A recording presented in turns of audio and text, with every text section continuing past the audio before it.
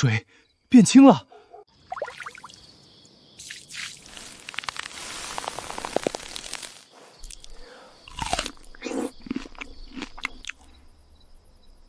你们以为抢走了好田好地，接住，却没想到奶奶的老屋才是真正的金山银山。我要把这些山都给包下来！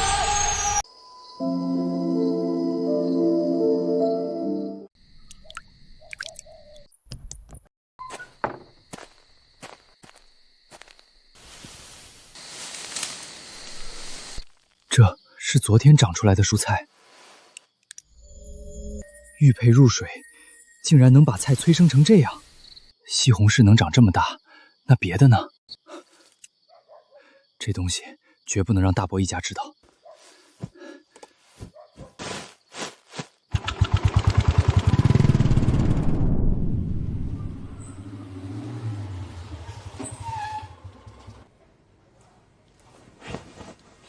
哪来的破三轮？赶紧滚！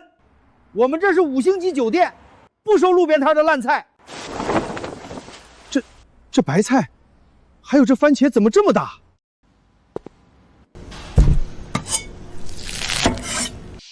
这味道怎么这么香？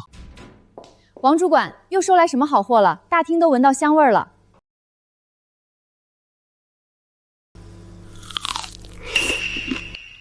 这菜汁水足，果香重，这个口感普通有机菜比不了。我干了一辈子厨子，就没吃过这么香的菜。咱们酒店的客人不缺钱，缺的是新鲜和稀罕。这一车我全要，8万现金够吗？开价这么痛快，肯定还有空间。10万，成交。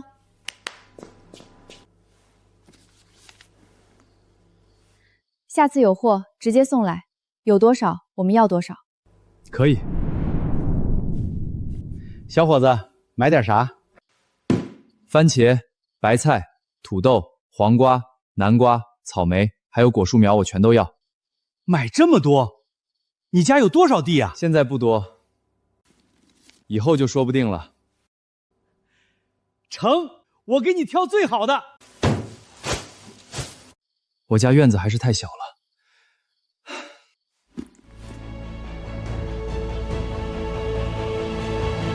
得先弄块大的。华哥，你可真厉害，年纪轻轻就在镇上拿下了2个黄金地段的门面，这产权一确认，你可就是咱们镇上有头有脸的大老板了。2个小门面而已，随便做点小生意。娇娇啊，我记得你以前还跟罗燕那穷光蛋相看对过眼，现在还喜欢他不？哎呀，华子哥，你可别恶心我了。幸好当初我眼睛亮没跟他在一起，不然现在后悔都不知道怎么写。幸好当初没跟他，不然现在就得跟着住破屋吃土。算你有眼光，哈哈哈哈！罗燕那小子，这辈子也就配在土里刨食了，哈哈哈哈！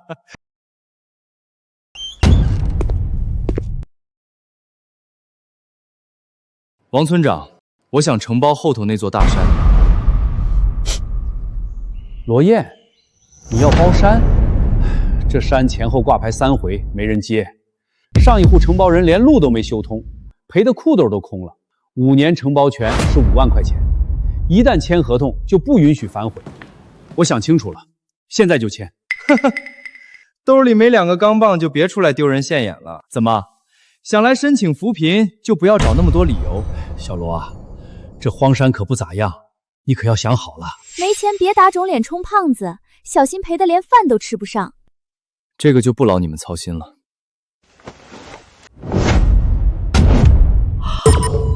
这么多现金，这怎么可能？你一个穷送外卖的，哪来这么多钱？罗燕，这钱，点钱盖章。行，我马上给你拿合同。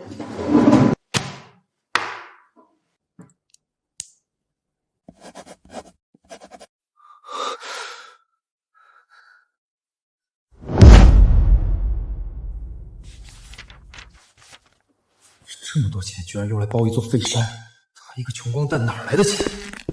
肯定是死老太太生前留下来的钱。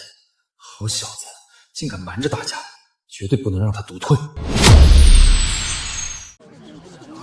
乡亲们都听听，奶奶刚下葬，罗燕就拿5万块去包山。她一个送外卖的，哪儿来的钱？不是偷老奶奶的，还能是哪儿来的？这孩子太不像话了，一家人怎么能这么自私呢？老太太活着的时候省吃俭用，肯定存了很多钱，都被她骗走了。燕子，大伯本来不想把事儿闹大，可你奶奶刚走，家里账还没算清，你就拿钱去包山，这事儿说不过去吧？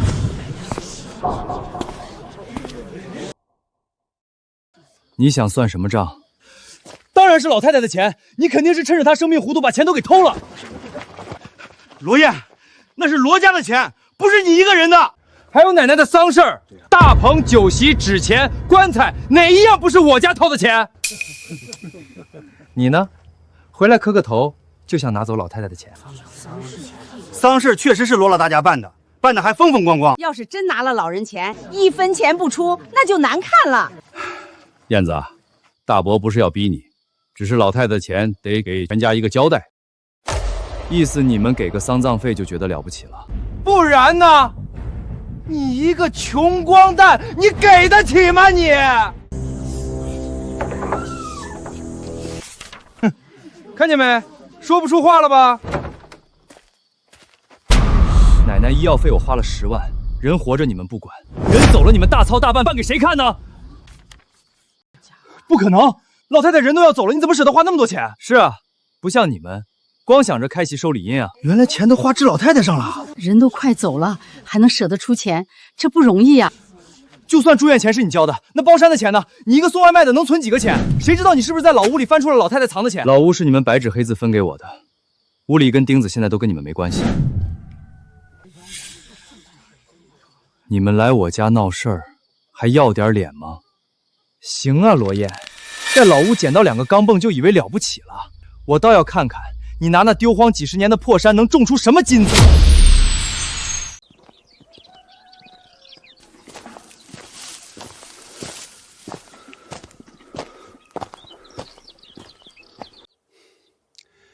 这山都荒多少年了，地薄的跟纸似的。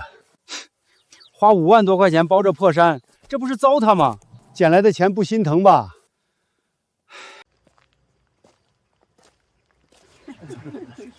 哟，真去山里刨土了？白痴一个！捡到那么多钱就去包个破黄山，那山丢荒几十年了，谁碰赔完蛋。那你可要瞪大眼睛看着我发财了。你没那个命，到时候别求着来我汽修厂当学徒啊！华哥，你还是给点饭吃吧，一家人别做太绝，免得他去说你闲话。你说的没错，你可真是我的好军师啊！当初他是不是追你来着？正好大家都在，后山今天开始清荒，招人，200块钱一天，日结。200一天，还日结？清荒虽然累，可200一天不低呀。200一天，你装什么大老板？乡亲们，别被他骗了，他那点死人钱撑不了几天，跟他干，最后1分都拿不到。阿叶，我去。赵婶儿，你还真信他？200一天，日结，我出力，他给钱，有啥不能信的？赵婶算一个，我看你能撑几天。他连话都不敢回。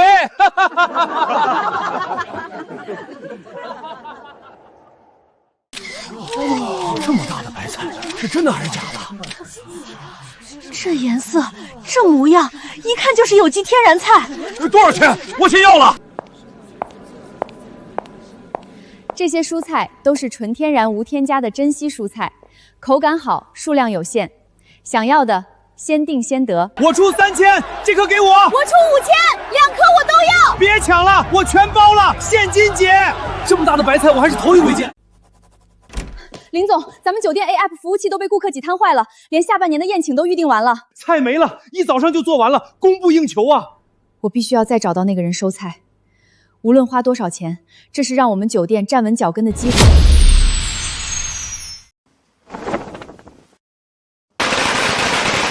华子真是不简单啊！这汽修厂一开，以后咱大河镇你就是头一份了。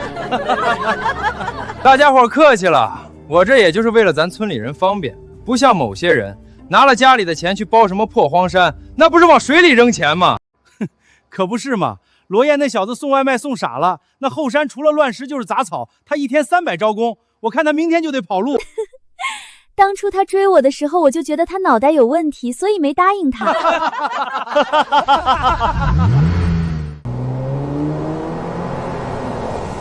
我操，那是啥车？这得好10几万吧？10几万？没见识的东西，那是劳斯莱斯，少说得7、80万打底儿。华子哥哥，这是来给你祝贺的吗？那也太有面了吧！劳斯莱斯？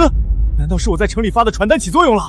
被大老板看到了？华子，你这面子也太大了，全村都得跟着你沾光啊！林总，怎么能让您亲自来呢？这多不好意思。谁是罗燕？林总，您找那个送外卖的干什么？他就是个穷酸鬼，这汽修厂才是我的。我没兴趣听你的。罗先生在哪儿？我是罗燕。罗先生，鼎盛酒店的贵客点名要您的蔬菜，您有多少，我们要多少。真的是找罗燕啊？啥？他们是来找罗燕的？难道罗燕包那黄山是真有说法？罗先生，这是预付的追加定安定金50万，明天开始，我们酒店的采购车会每天准时到村口对接。看来灵水催熟的东西火了，但价格不能再是之前的价格。林总，他是我堂弟，从小就没什么出息，就是一个送外卖的，你是不是被他诈骗了？鼎盛大酒店的生意，需要你这种人来指手画脚。大伙要跟着我发财的要趁早啊！200块钱一天。燕子确实靠谱，昨天去青山回来就收到了200块工资。我也干，这可是大酒店的订单，跟着阿燕有肉吃。招工照旧，今天开山，凡是想凭力气吃饭的，跟我走。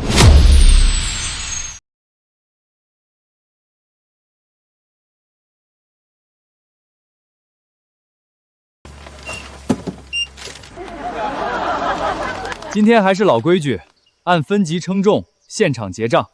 阿燕这路子真走出来了。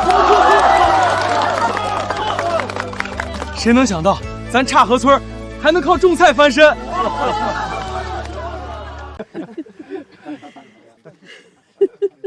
要不是当初跟着阿燕清荒，我哪有今天？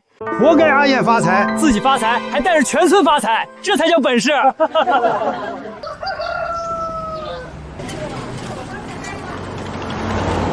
这3个月，鼎盛靠灵泉蔬菜打开了高端市场，获得了广大客户的认可。这一切都多亏了罗总。罗先生，合作愉快。以后鼎盛和灵泉基地就是一家人。合作可以，品质不能降。放心，以后你拥有鼎盛股份，你也有发言权。以后要称呼你为罗总了。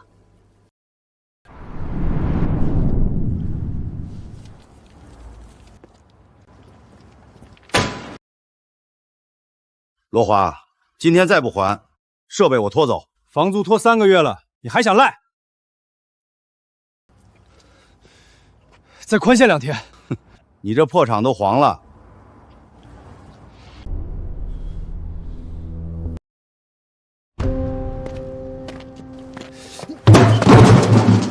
你冲我发什么疯？厂子是你自己开垮的，要不是你天天撺掇我撑门面，我能欠这么多？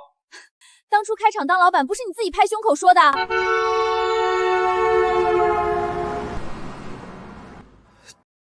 都是罗燕，要不是他把人都拉走了，我的厂子怎么会倒？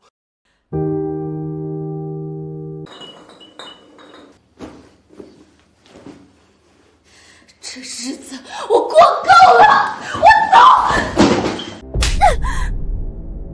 罗华，你还是人吗？哭什么？现在有个办法。什么办法？罗燕现在有钱，随便拔根毛都够咱们过难关。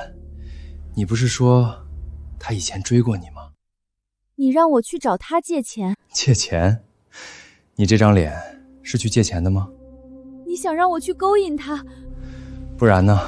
你去装可怜，装后悔，怎么把他哄住，怎么来钱。罗华，你疯了！我们当初那样羞辱他，他怎么可能理我？老子现在要的是钱。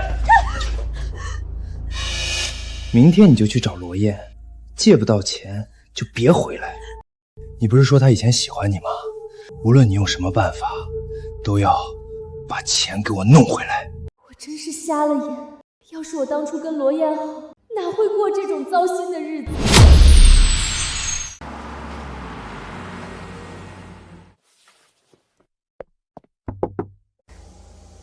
有事儿？罗燕，这么巧啊？不巧，你挡路了。罗燕，我知道以前是我不对，那时候我年轻看人也浅。现在看清了。现在才知道谁是真有本事，谁是装出来的。其实这几年我也经常想起你。罗燕，我今天来不是想让你为难，就是想跟你说句真心话。真心话？我后悔了，以前是我没眼光，可人都会犯错，你就不能再给我一次机会吗？机会？只要你想，我都可以。当初我追你的时候，你说城南那家奶茶好喝，我骑车来回跑了3个小时，送到你手上奶茶都凉了。罗燕，那都是以前的事了。你当时说，一个送外卖的腿脚倒是挺勤快。后来罗华来我家一趟，第2天你就跟我说不合适。罗燕，我那时候不懂事。以前我穷，你嫌我没出息。后来你跟着罗华见我一次笑我一次，灵堂上你站在他旁边，说幸好当初没看上我。现在我有钱了，你说后悔了。林娇娇，你的后悔真便宜。罗燕，我真的知道错了。我不想再看到你。罗燕，你非要这么绝吗？我绝？你当初转身的时候比我绝多了。让开，我要去带大家挣钱了。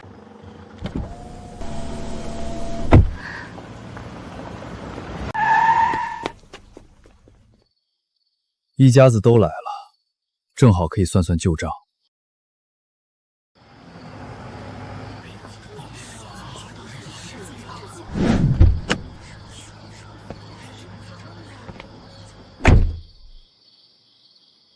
大伯，你们拦我的车，有事吗？罗燕，之前是我不对。罗华这是低头了，当初他可没少欺负阿燕。我厂子出了点事儿，手头周转不开。你现在生意做得大，能不能先借我10万？我以后还你。不借。燕子，话别说这么死，不管怎么说，大家都是一家人。你现在跟我说一家人？华子是你亲堂哥，他现在真遇到难处了，你帮一把又不会少块肉。我凭什么帮？你现在这么有钱，基地开得这么大，酒店那边也有股份，10万块对你来说不就是抬抬手的事吗？燕子，人不能忘本，你奶奶要是在，也不愿意看你们兄弟闹成这样。别拿我奶奶说事。罗燕，你这就不地道了吧？你现在随便拔根腿毛都比别人腰粗，借10万怎么了？这话说的也太理直气壮了吧！哎，大家评评理，他这么有钱，看着自家哥哥破产不管，这像话吗？那你借啊！啊，你也是一家人，你怎么不借？我哪有你有钱？没钱就闭嘴。燕子，你现在是发达了，但做人不能太绝。罗燕，我都低头了，你还想怎样？你低头，是因为你知道错了。你看到我有钱了，想把我当冤大头。当初分家，你们把门面、鱼塘、好地全分走，留给我一间破屋。那时候你们有没有想过一家人？我被你们骂外卖员，骂没出息，骂守着破屋喝西北风的时候，你们有没有想过一家人？现在我赚钱了，你们一句一家人，就想拿走10万块钱。我罗燕的钱，不养白眼狼。你别后悔！后悔？今天别说10万，就算我把钱开工厂、开种植基地，带乡亲们发家致富，也不会平白无故借给你们。乡亲们都来评评理呀！要不是当初我们让罗燕回来给老太太磕头，没有老太太保佑，她能发这个财吗？现在有钱了就装不认识亲戚，连老太太丧事的钱都不想认，真是白眼狼。燕子，做人要讲良心，老太太的事儿你不能翻脸不认。这也太不要脸了吧！借不到钱就撒泼耍赖，连老太太在天之灵都搬出来了，这家人还能再要点脸不？既然你们要算，那我就跟你们算清楚。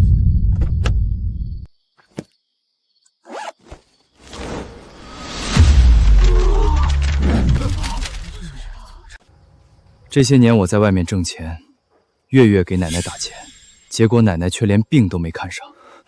你胡说八道！分房的时候，好田、好地、好房子全被你们占了，只丢给我一间漏风破屋。奶奶活着的时候，你们在外装孝子，实际上让她在破屋里挨饿受冻。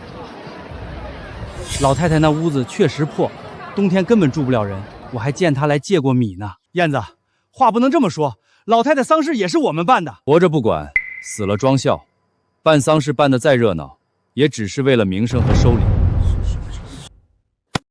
你发财了就看不起亲戚，我们今天就是来讨个说法。想要说法可以，基地后面那条臭水沟正缺人挖，100块钱一天，你们3个要是缺钱就去报名。你让我们去挖臭水沟，嫌少？那就别来我门口演孝子。100块一天不错了，比坐地上哭强。他们不是能吃苦吗？去挖呀！你欺人太甚！刚才你们的一系列动作已经有人发到网上了。现在全村人都知道你们是怎么来要钱的。我也看见了，群里都传开了。这下出名了，孝子孝到基地门口要钱来了。走！罗燕，你给我等着！要是当初我没有势力眼该有多好，我亲手把自己的幸福毁掉了。去鱼塘。是，罗总。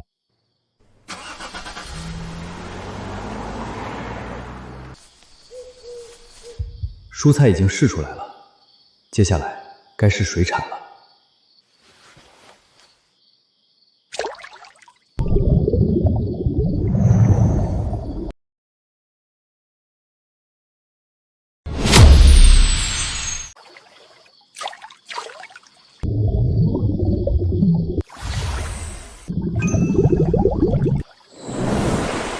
咦，刚才我好像看到一条鲤鱼从玉佩里跑出去了。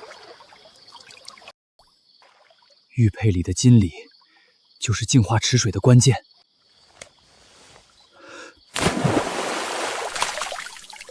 小鲤鱼不光能养菜，连池塘也能改变。水产这条线成了。林总，你们这儿的蔬菜虽然绝佳，但顿顿吃素，咱们这肠胃也受不了啊。是啊，这半个月天天吃草，我感觉自己都要变兔子了。要是没点像样的荤腥，以后我们可不来了。罗总，最近营收掉得很厉害，客人也都吃腻了蔬菜，再这样下去，酒店生意怕是要撑不住了。你放心，我早考虑到这个问题，好东西马上就送来。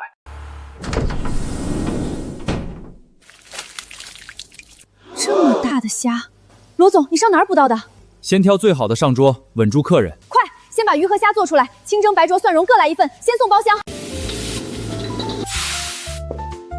各位贵客，久等了，尝尝我们酒店的新品鲜货。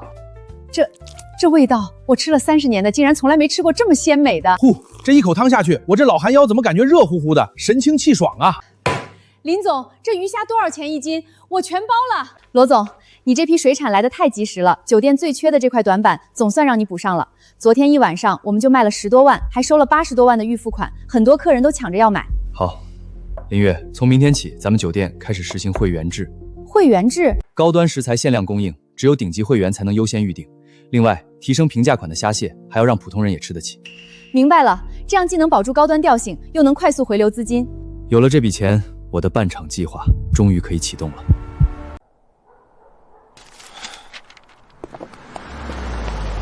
罗华，听说你堂弟办的公司也很红火啊，你俩是亲堂兄弟，他怎么忍心见你惨成这样？我都不忍心看下去了。别提那个杂种，总有一天他会比我还要惨。我看你也是个人才，不如就跟我混吧。咱们这号人就喜欢六亲不认的人。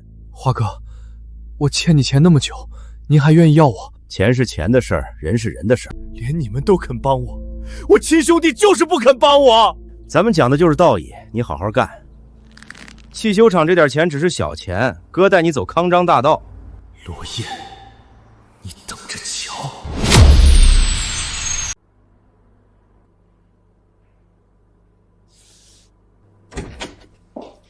罗总，这是酒店最新的会员名单和营收报告，高端的倒是供得上，就是平民价的菜后厨忙不过来。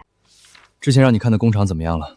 城外有家废弃加工厂，设备旧了点，但厂房、仓库、冷仓都还在。要是能盘下来，果汁、罐头、鱼罐头、蔬菜成品都能统一加工。位置怎么样？离村里不远，离公路也近，最适合你现在扩大生产。好，就它了。以后酒店负责验证菜品打名气，工厂负责把爆款做成标准品。我明白了，罗总，你是打算高端款留在酒店卖会员价，平破款进工厂做果汁、罐头、鱼干和预制菜。罗总，难怪你能走到今天，原来你看的从来不是眼前这点销量。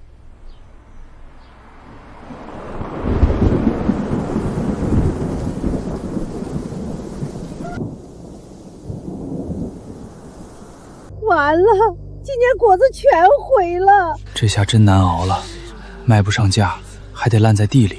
孩子们在外省厂里打工，一个月也没几个钱，家里又成这样，真是没活路了。果子没全废，都砸成这样了，还能卖给谁？鲜果卖不了，就把好的挑出来，进厂做果汁、果酱、罐头。我准备盘下城外工厂，村里以后统一收果、收菜、收鱼，能做果汁，也能做鱼罐头和蔬菜成品。以后大家伙就不用靠天吃饭了。罗总，你真要办厂？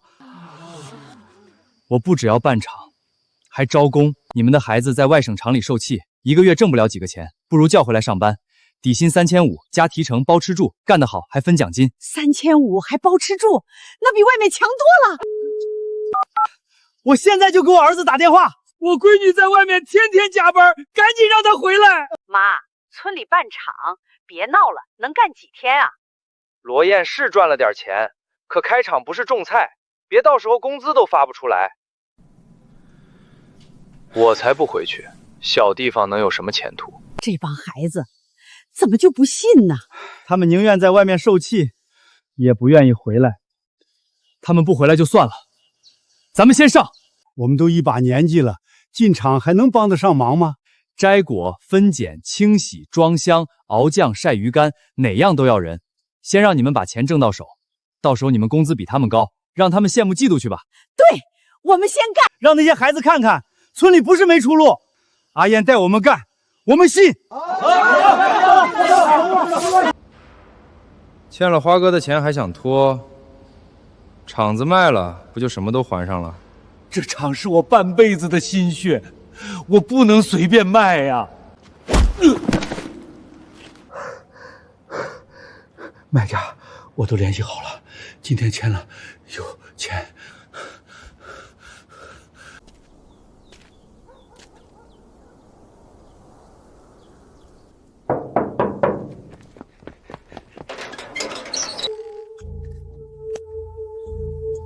原来厂长要见的人是罗燕，这不就巧了吗？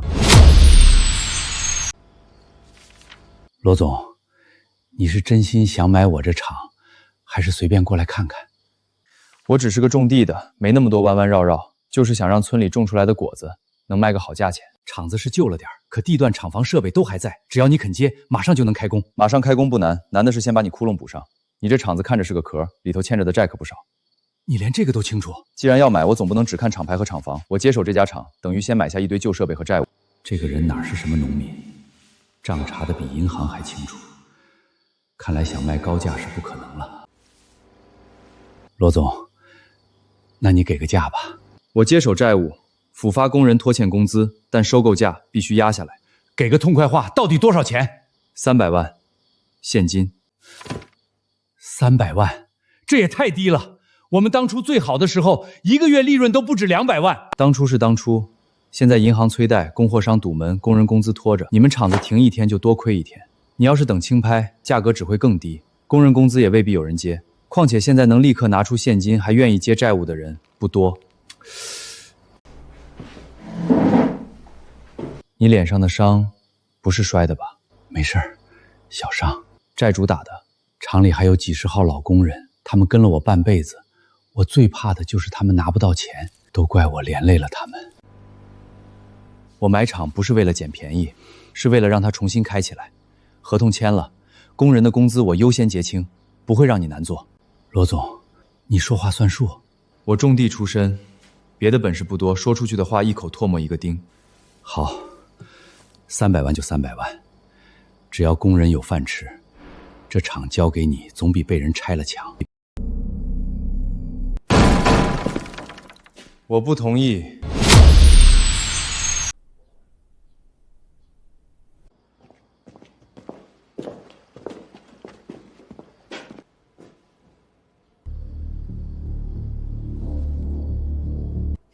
罗华，你倒是换了身皮。怎么，进了城就不认识你华哥了？我现在跟的人可不是你这种乡下暴发户能碰的。他的伤是你打的，你怎么堕落成这个样子？罗燕，才多久不见，你还真把自己当个人物了，还敢来教训我了？我不是教训你，我是告诉你，路走偏了。你少站着说话不腰疼，要不是因为你，我能落到今天这步？你从来没想过自己身上的问题吗？就算真有横财落到你手里，自己不争气，也一样守不住。你少跟我扯这些没用的东西。现在你想买厂，就得我点口。我买这家厂，不是为了跟你斗气，是想把它重新开起来。村里刚遭了冰雹，果子卖不出去，大家都指着这条活路吃饭。罗华，你也是这个镇上的人，在大是大非面前，应该不会故意挡道吧？少拿镇上的人压我，农村那点小打小闹，我早就看不上了。你还守着几块地、几个鱼塘当宝贝，我的眼光已经放到县城了。所以这家厂，你买不了。罗华，这是我的厂，我卖给谁，轮不到你说了算。你的厂，你欠的钱还清了吗？这家罐头厂经营不善，早就抵押给我大哥了。你想签字可以，可没有我点头，这合同就是一张废纸。你想怎么样？简单，你想买厂子，可以。先给我磕个头。罗华，你别太过分了。你也别急着替他说话，你欠的债还在我大哥手里，真惹急了，别说卖厂，你连这办公室都走不出去。还有，你那点菜地、鱼塘加上酒店股份，全都打包卖给我。我念在咱俩好歹是堂兄弟，出1万块买了。你现在卖还能拿点钱，等我不高兴了，你可就1分都拿不到了。1万块买我的产业，还要我跪下谢谢你？不然呢？你以为自己兜里有2个钢镚就能跟县城里的人掰手腕了？罗燕，你那点本事，在村里吓吓人还行，出了村谁认识你？今天这字儿，只要我不同意，谁也签不了。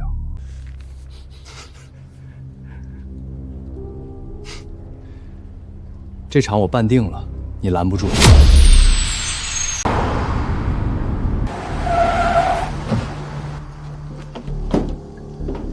华哥说了，跟罗燕做生意的，一个都别想好过。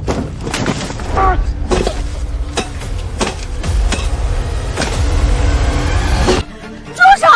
你们这是干什么？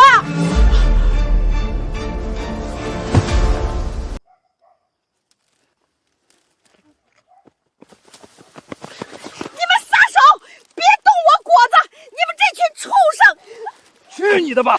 你们还有没有王法？少废话！华哥说了，谁敢帮罗燕卖货，谁就别想安生。都是一家人，咋差距那么大呢？人家罗燕是带我们挣钱，他罗华这是跟全村人过不去。他以前再混，也没干过这种事儿，现在连赵婶都敢打了，果子被冰雹砸了，好不容易有条活路，他还要把路堵死。阿燕，别管我们了，他们这帮人什么事儿都做得出来。我们这瘦胳膊少腿，要不你去给人家服个软，道个歉，反正你们都是一家人。放屁！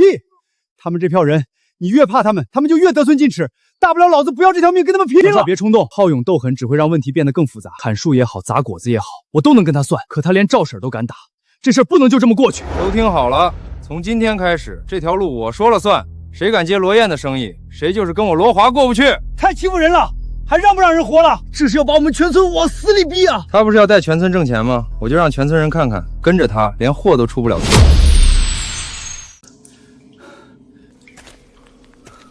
罗华堵了路，普通货运一时出不去，但我还有别的路。之前我就往这里投过合法鱼苗，红鳟、金鳟、鲟鱼，全是能正规养殖的冷水鱼。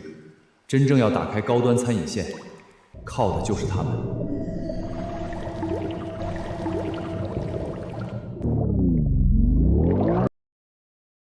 成了，罗华赌的是散货运输，可这些顶级冷水鱼根本不用散卖，一条鱼就能顶几车果子。鱼塘里之前投过龙虾、螃蟹和贝苗，正好一起试试。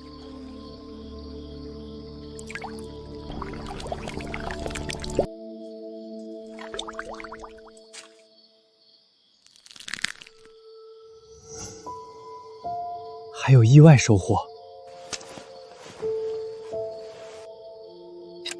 冷水鱼、虾蟹、贝类，再加上这颗珍珠，足够把那些大老板请进村了。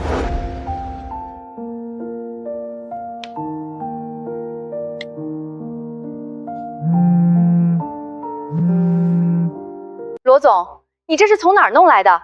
红鳟、金龟、鲟鱼，还有这么大的龙虾和粉珍珠？货是真的，手续也是真的，你负责联系老板。好，酒店圈、私宴圈、珠宝圈，我全都请过来。罗华，你以为堵住一条路就能断我的财路？明天我就让你看看，真正的生意是别人抢着送上门。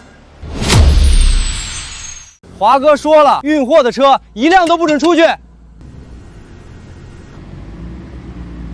让路！让，老板您慢走。这车牌好像都是县里有头有脸的人啊！赶紧给华哥打电话。事儿办得怎么样了？罗燕的货还出得去吗？华哥，货车是没出去，可进来了一堆豪车。豪车？对，一个比一个来头大，我们不敢拦，全放进村了。这么多大老板跑到村里去干什么？罗总，你说的顶级水产就是这里？各位贵客，先看看普通糖货。这还叫普通糖货？这么大的螃蟹，我做餐饮这么多年都没见过。这批螃蟹我包了，龙虾我要，价格你开。贝类呢？罗总不是说还有极品贝类？鱼塘这批货能定多少定多少，今天先按到场顺序排。好，螃蟹给我排第一批，龙虾我也要一车，贝类给我留200斤。罗总，光鱼塘这批预定款就到账86万。罗总，你说的冷水鱼呢？在冷水洞，跟我来。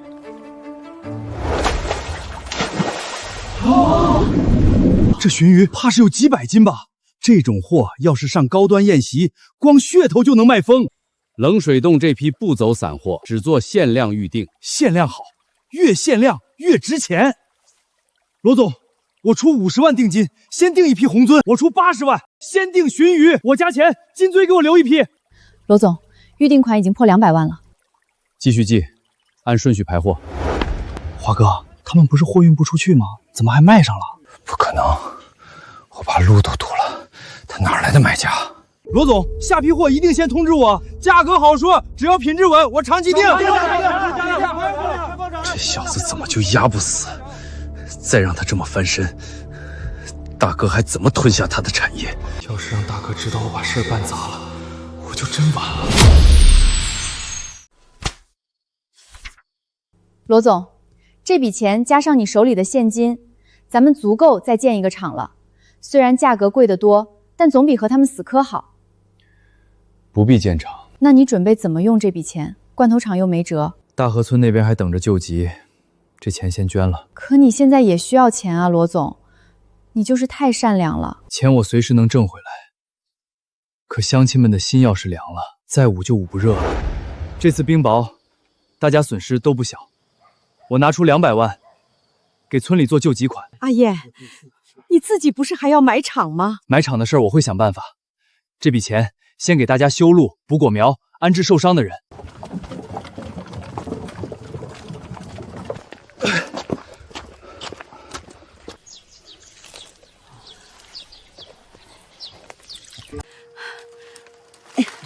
没事。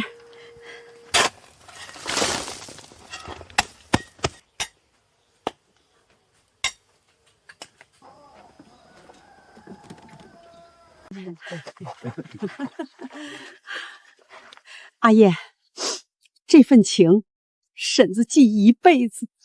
要不是你，咱这年真不知道咋过。以后你说咋干，咱们就咋干。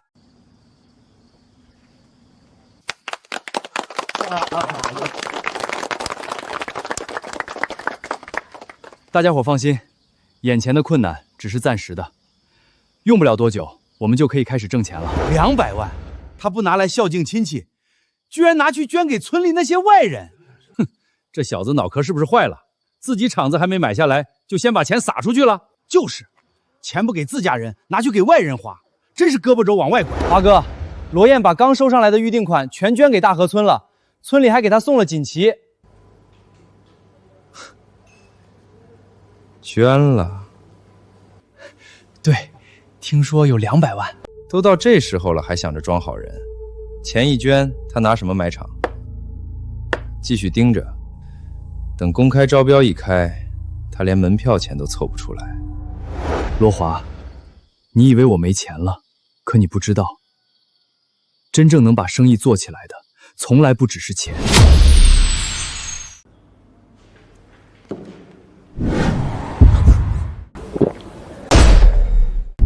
明天那场招标，谁敢去，谁就是不给花哥面子。哟，还真来了！刚捐了200万，兜里还剩几个钱，敢来招标？你能来，我为什么不能来？我来是拿厂子的，你来是丢人的。罗燕，胆子不错，我让罗华把路堵成那样，你还能来？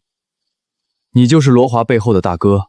你现在把你的果园、鱼塘还有酒店股份全交给我，以后你跟着我干。我现在就让罗华滚蛋。华哥，我……闭嘴！你收人条件一直这么脏。生意嘛，干净赚不到大钱。那你找错人了，我的东西不卖，我也不给别人当狗。有骨气是好事，就是不知道你的钱撑不撑得起你的骨气。涂老哥罐头厂公开招标，现在开始，起拍价100万，100万，120万。罗燕，你不是挺能耐吗？继续啊！150万，180万，这不是明摆着压的吗？朱红鱼盯上的东西，谁敢抢？200万，220万。刚捐完200万，还敢喊到200万？罗燕，你装的挺像啊！240万，250万。你还出得起钱吗？出不起就别在这儿丢人现眼了。罗燕，现在认输还来得及。你要是愿意把产业卖给我，我刚才的话还算数。我不卖。你要不了多久就会后悔没卖给我。经综合评定，涂老哥罐头厂最终中标人是还用说吗？当然是我大哥罗燕。不可能，我的价格明明比他高，凭什么选他？有黑幕，绝对有黑幕！不可能！我的价格明明比他高，凭什么选他？朱老板，这次招标不是只看价格，还要看接手后的经营能力、工人安置方案、债务处理能力和社会评估。少给我扯这些虚的！罗燕虽然报价低10万，但他提交了完整的复工方案，有果蔬原料、水产供应、酒店销售渠道，也承诺优先补发工人工资。另外，他在大河村受灾后捐款救灾，稳定了原料村和受灾村民。这说明他有能力带动地方经济，也能保证厂子复工后的稳定供货。捐钱也能算本事？他那是装好人，能让村民信他，愿意跟着他干，就是经营能力的一部分。这怎么可能？好，好得很。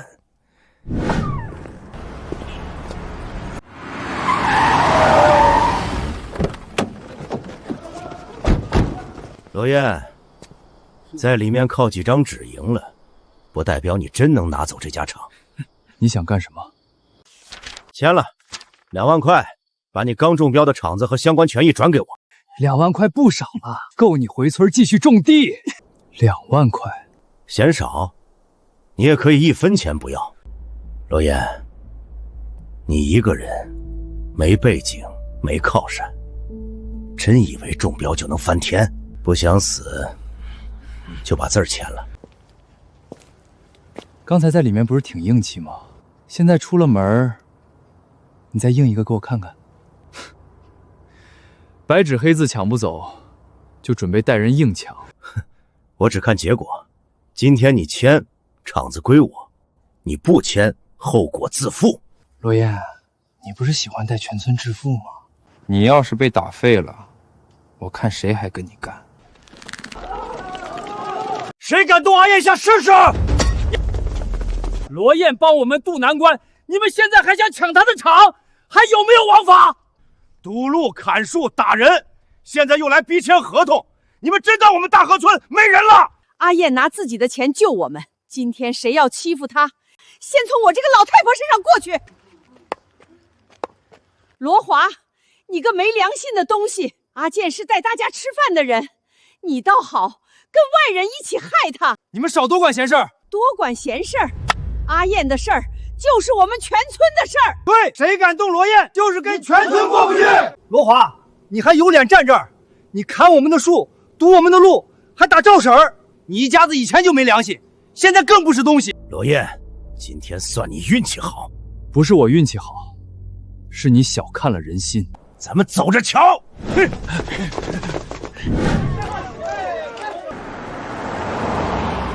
以前我以为有钱才叫本事，现在才知道能让这么多人真心跟着他才是真本事。可惜我明白的太晚了。小心！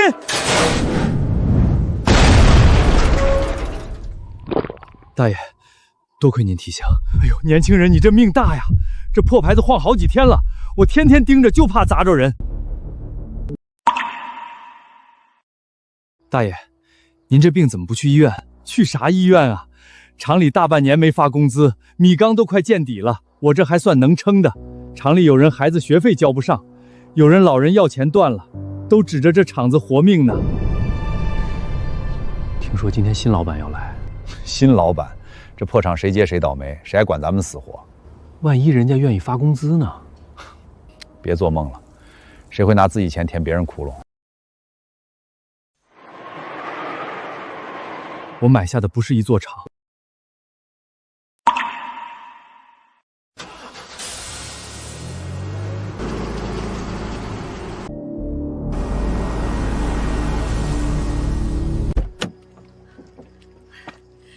阿燕，婶子厚着脸皮来问一句，这些果子卖不出去了，厂里能不能收？烂是烂了点，可削一削还能做罐头啊！要是真全烂地里，今年我们一家子就白忙活了。要是厂子还能开工，这些果子真能救回来。阿燕，能收不？你给句准话，乡亲们心里也有个底。能收。乡亲们、工友们，趁着这个机会，我还要给大家宣布一件好事情。这新来的小罗厂长到底行不行啊？别又是光说不练。可不是嘛，家里都快揭不开锅了，就指着这点工资呢。乡亲们、各位工友们，大家静一静。我知道“土老哥”这3个字，这些年让大家受委屈了，也让大家失望了。但是从今天起，这一切都将成为过去。我今天站在这里，只宣布3件事儿。第一件，从现在开始，咱们厂再也不叫土老哥了。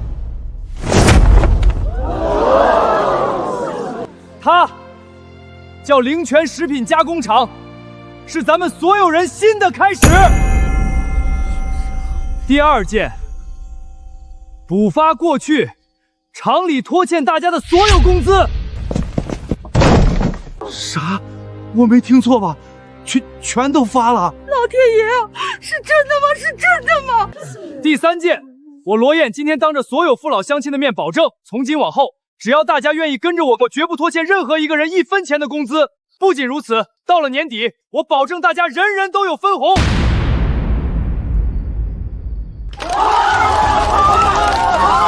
小罗厂长牛逼！小罗厂长牛！还好有燕子，这下我们有救了，咱们的日子有盼头了。镇上的原料、县里的市场，再加上酒店这条线，这盘棋总算是彻底盘活了。今年这果子真邪乎，个头大，水分足，甜的齁嗓子，还不是罗燕的独门秘方药水管用。以前看天吃饭，现在这收成翻着番往上涨。镇上要，县城要，酒店也要，咱这果子终于不用烂地里了。这一网比以前半个月倒的都多，鱼虾也是高产，鱼苗活得多，长得快，个头还大。这批送镇上，下一批送县城，酒店那边还等着呢。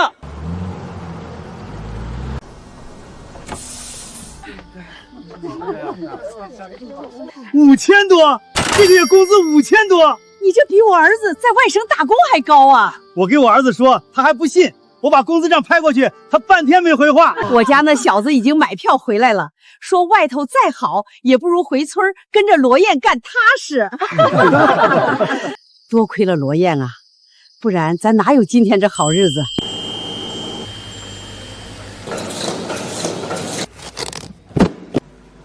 小罗厂长，县里又催货了，说咱这鱼虾不够卖。市里也催水果，说咱这口感好，让明天多送2车。以前愁卖不出去，现在愁货不够卖，这日子真是越过越有盼头。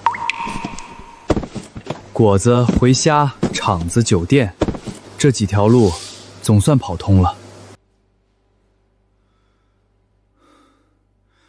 货跑起来了，钱也跑起来了，眼红的人也快来了。罗总，你找我。赵勇，你以前是特种兵，身手和纪律都过硬，厂子摊子大了，运输线、果园、池塘都得有人护着。你说咋干，我听你的。我准备组建安保队，这事儿你来带头。放心，我当过兵，我把我战友们一起叫来，以后谁敢动咱村的货，我第一个不答应。饭碗端起来了，就得护住。谁敢砸乡亲们的饭碗，我就砸他的锅。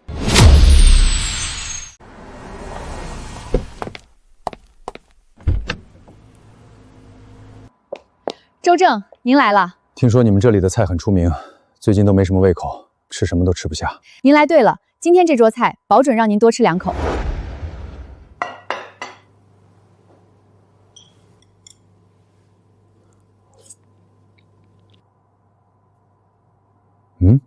周正，怎么了？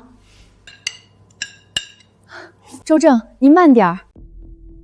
这些菜哪来的？来自灵泉食品加工厂供货，罗燕是那个厂的老板，也是我们酒店的大股东。好，我先下1000万的单，后面还有。周总，您下1000万的单？只是开始，后面还有更多。货要稳，别给我掉链子。罗燕，省城龙头企业老板周正那边定了，先下1000万的单，要求我们最快时间送货。还有别的要求？有，他希望我们在省中建一个站点，方便以后集中供货。可以，省城站点确实该搞了。灵泉不能只卖嘴上的生意，得做成一条能赚钱还能让大家日子好过的路。罗总，全装好了，这趟要是稳住，咱厂就真打进省城了。路上我亲自盯着，货重要，人更重要，路上别大意。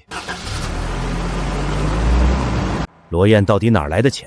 天灾人祸都砸他头上了，他还捐款补工资盘厂子，现在又接省城1000万单。他就算把山卖了，也凑不出这么多现金。这小子到底是从哪儿蹦出来的？华哥，我知道一点。说，罗燕以前就是个送外卖的，穷的全村都知道。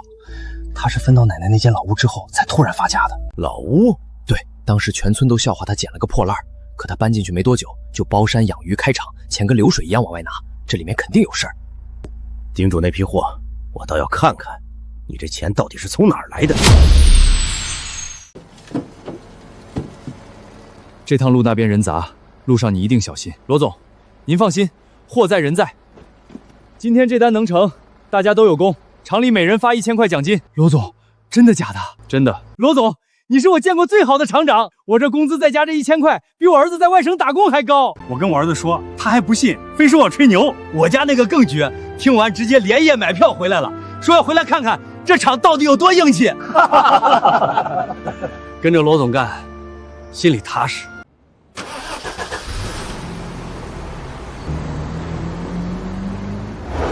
早知道罗燕现在能折腾成这样，当初就不该那样对她。现在说这些还有啥用？人都走远了，他现在又发钱，连厂里工人都得沾光。咱们当初真是把路走死了。要不咱们找机会去给他认个错，讨个好。我可不去。罗燕那种人就是个白眼狼，他小时候我还请他吃过面来，现在有钱全忘了。朱总，我知道罗燕的秘密。2年前那场暴雨夜，我亲眼看见他偷偷摸摸拉着东西往城里去。什么东西？我没看清。可那天之后，他就开始包山种地，村里人都知道他以前就是个穷送外卖的。还有罗燕奶奶，我记得是大户人家逃难来的千金，祖上有钱得很，那老屋里肯定有东西。怪不得一个穷小子突然翻起来了。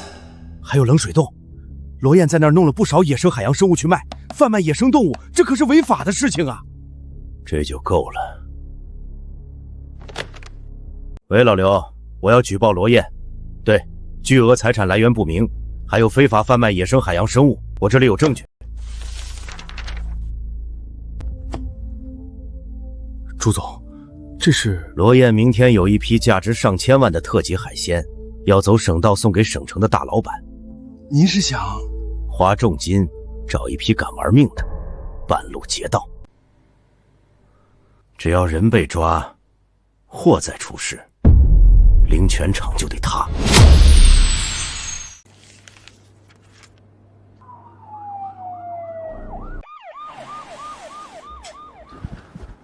同志，你们这是？罗燕在不在厂里？在办公室呢。啥情况？谁犯事了？咋警察都来了？不知道啊，看着是往办公楼去的。不会是外头有人闹事吧？罗燕，你事发了，赶紧滚下来认罪伏法。他谁呀？咋一张嘴就这么损？同志，找我，罗燕，我们接到举报，你涉嫌倒卖国家珍稀野生动物，以及巨额财产来源不明，请你配合调查。啥？倒卖野生动物？这不胡扯吗？同志，你们是不是搞错了？罗总是好人啊。相关情况我们会查清楚，在调查期间，厂子也需要依法配合检查。查就该好好查，这种来路不明的厂子不查才怪。同志，罗总真不是坏人，他给我们补工资，还给村里收果子。他要是坏人，那谁还能算好人？肯定是有人眼红。罗总刚接了省城大单，马上就有人来举报，这也太巧了吧！我们厂好不容易活过来，不能说查封就查封啊！什么好人？你们都被他骗了，他就是个倒卖生物的贩子。罗燕，你不是很能耐吗？捐款补工资接大单，钱从哪来的？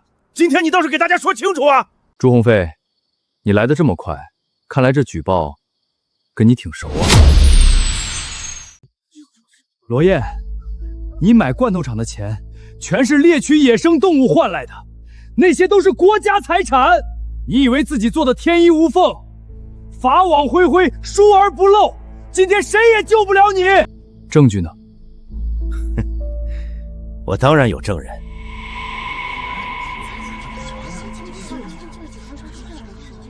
我来作证。你还是罗总亲戚的，自己亲戚你都害，你还是人吗？朱鸿飞，你个黑心玩意儿！前一个厂长就是被你逼得跳楼自杀的，现在我们日子刚好点，你又来害罗总。罗长秀，你真不是东西！罗总发达了没往村里，你倒好，转头就来捅刀子。都安静，一个一个说。罗燕以前就是个穷送外卖的，自从继承荒山和老屋，突然就发财了。我亲眼看见他卖鲟鱼，那些东西都是冷水洞里的，都是荒山里的国家生物资源。我这是大义灭亲！你放屁！你们这帮生儿子没屁眼的黑心玩意儿！罗总救了我们厂，救了我们一家老小，你们这是想把我们饭碗砸了呀！不管怎么说，都改变不了罗燕你违法的事实，下辈子就在里面过吧。罗燕，举报内容很严重，请你配合调查，如果没有相关手续，厂子也要依法查封。罗燕，怎么不说话了？怕了？我还以为你是什么枭雄人物，没想到也是个下三滥货色。你都死到临头了，还嘴硬！林月，去楼上办公室，把我抽屉里的东西拿下来。好。别白费力气了，你现在乖乖认罪伏法，还能争取宽大处理。等你倒了，你的厂、你的地、你的一切，我都会全盘接收。你做梦不答应！想抢罗总的厂，先问问我们这些工答不答应？一群臭打工的，也配跟我叫板？警察同志，你们可千万别被他骗了，他最会装。以前穷的连饭都快吃不上，现在突然这么有钱，肯定不干净。你闭嘴吧，亲戚做到你这份上，真丢人。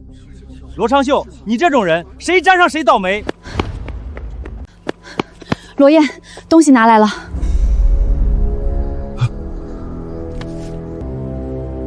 同志，证据在这儿。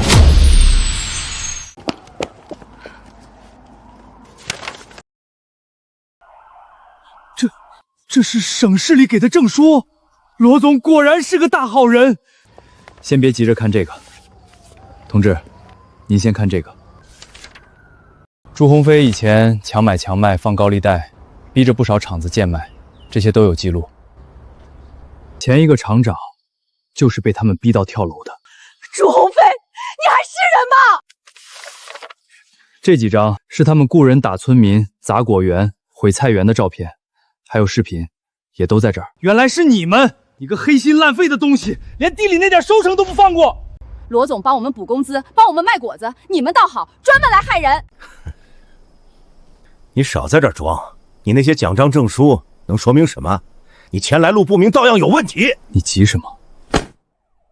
朱鸿飞，你涉嫌多项犯罪，我们已经跟踪你很久了。今天过来本来就是为了抓你。你们为什么抓我？你涉嫌强买强卖、放高利贷、雇凶滋事、寻衅伤人，现在依法对你进行抓捕。我报的警，你们抓我干什么？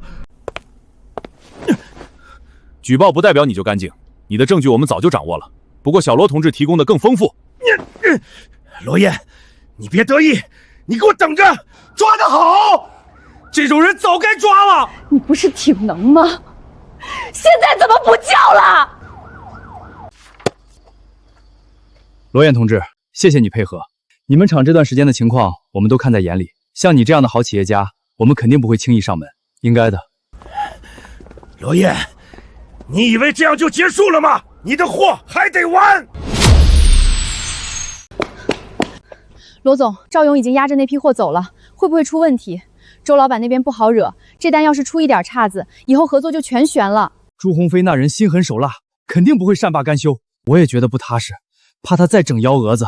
这单要真出事儿，咱厂就麻烦了。没事儿，我早料到他会动手。罗总，那可是省城的大单，真不能大意啊！要不我们报警吧？做生意，走一步看三步，等刀架到脖子上就已经太晚了。这批货你别只走一条路。罗总，你是说真货走水路，假货走陆路，按我的路线走？罗总，还是你想的周到。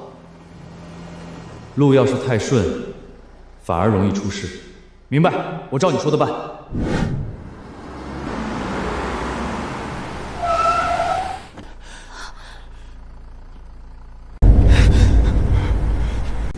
罗华，这咋回事？这几个半路上想动货，我直接把他们拿下了，都带走，回去再审。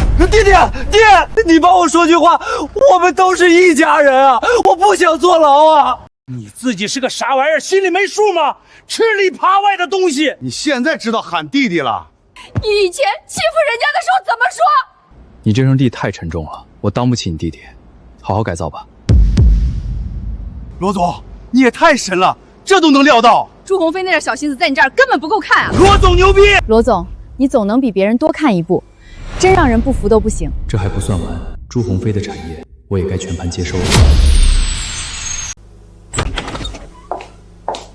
罗总，相关部门的人来了，请坐。罗总，今天来是想跟你商量个事儿。你说，朱鸿飞名下那些产业，我们已经查清了，非法所得的部分依法肯定要没收。但他手底下还有几家超市、商铺，还有一些合法经营的公司，里面牵着不少人就业，不能一下全停。你们的想法是？相关部门将依法对资产进行公开拍卖，希望罗总这样有实力的企业家能积极参与。朱鸿飞的产业可不少，能值不少钱。你形象好，县里口碑也硬，灵泉厂现在又是龙头企业，要是你来接盘，员工饭碗能保住，大家也能稳下来。我们这边也会给你扶持，手续、政策资源在政策范围内能配的都给你配上。可以，那就好。这事儿要是你负责，大家心里都踏实。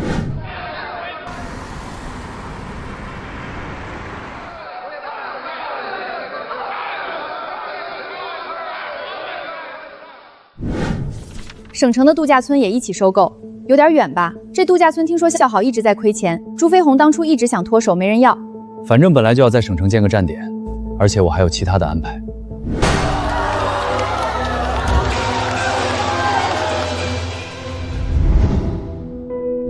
罗燕，我是来求你的，罗华他知道错了，有话直说。我想请你念在亲兄弟的份上，给他写个谅解书，少判2年，早点出来。他真的知道错了，求你高抬贵手，给他一条路。大伯，他不是一时糊涂，是一步步把事儿做绝了。我要是替他开这个口，对不起厂里这些人。罗燕，抛开过去不谈，他总归是你哥哥呀，咱们都是一家人。他害人的时候就该想到今天这一步，该咋判咋判，谅解书我不会写。罗总，朱鸿飞那边的产业，咱们现在基本都接下来了。这么一来，咱厂的摊子是真铺开了。就是省城度假村可能有点风险。度假村对别人来说有风险，对我而言，也许是新的机会。1个月前，灵泉厂还只是县里一座快倒闭的破厂，现在朱鸿飞留下的超市、商铺、仓储、冷链都汇并了灵泉。从此以后，灵泉食品加工厂正式升级为灵泉集团。县里是根，省城是口子，这一步站稳了，灵泉就能把货卖到更远的地方。罗总，这个度假村项目之前亏得很厉害，朱鸿峰砸了几千万都没盘起来。位置不错，有山有水，底子还在，有风景。可价格不低，位置太偏僻了，周围没什么人，还只是烂尾半成品。如果想要运营，接下来还要继续投钱啊。项目废不废，也得看落在谁手里。罗彦真把省城那个度假村买下来了。我早就知道，他就是有俩钱烧得慌。听说那项目挺大，大有啥用？那就是个赔钱坑。朱鸿飞都砸手里了，他罗燕还当宝贝买回去。你咋知道？我亲耳听见的。一个度假村你都能砸成这样，几千万丢进去，连个响都没有。朱总，我错了，您再给我一次机会。没人接，你就自己填这个窟窿。老板您放心，我只要把罗燕的秘密挖出来，就足以弥补亏损了。你就看着吧，罗燕这回买的不是度假村，是个大窟窿。那他要真赔了呢？咱家也有人在厂里上班，赔才好，他不是能耐吗？这回看他咋翻身。罗总，出事了。怎么了？周正那边发来通知，说我们严重违约，没有把货送到，要我们赔偿违约金。可那批货明明是赵勇亲自送过去的。看来，省城这盘棋开始落子了。赵勇，那批货到底怎么回事？林总，那批货是我亲自押送的，我可以保证，货肯定送进了他们仓库。他们现在说没收到。不可能，我当时不放心，还特意和对方拍了视频，交接单我也签了，数量、箱号、时间我都看过，没问题。赵哥，货我们点过了，没问题，您在这签个字就算交接完了。行，哥几个回头喝两杯。你被人下套了。妈了个巴子，罗总，我真没想到他们会来这一手。根据合同，如果认定我们没按时交货，要赔上千万违约金。更麻烦的是，周正之前打来的预付款已经拿去买度假村了。罗总，是我害了你，要不是我签了那个单子，也不会出这事儿。勇子，这不怪你。罗总，可货是我送的，对方有备而来，坑早就挖好了，换谁去，结果都一样。罗总，那现在怎么办？最近拓展太快，酒店这边账上的钱也不多。喂，罗总，省城的周老板要和你单独见面。行，我去见他，我倒要看看他葫芦里卖的什么药。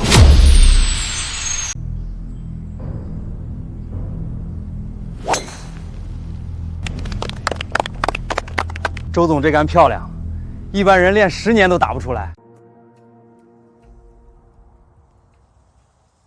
罗燕，你来的挺快。周总找我，当然得来。别叫得这么客气。今天找你来，不是喝茶，是算账。你货没送到，钱和违约金都得赔。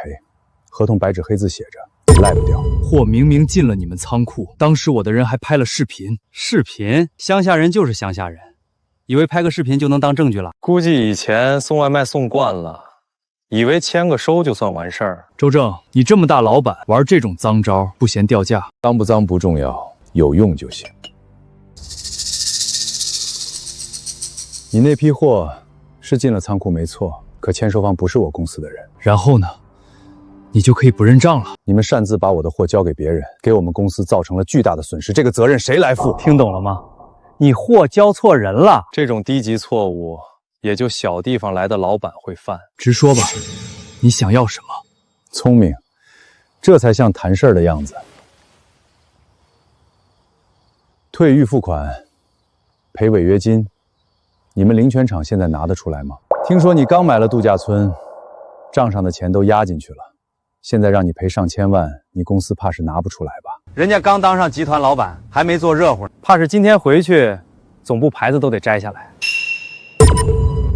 我也不把你往死里逼，给你一条活路。说，把你手里的厂子、冷链、超市、商铺、度假村，还有你那个秘方，全都交给我。我可以不追究这次违约责任，还大发慈悲给你100万。100万，就想买我全部家底？罗燕，你别嫌少，你以前送外卖，100万够你跑几辈子了。周总这是心善，还给他留点饭钱。要我说，1分钱不给，他也得乖乖把产业交上来。我就说，朱鸿飞没这个脑子，什么意思？举报、截货、度假村违约通知，一环扣一环。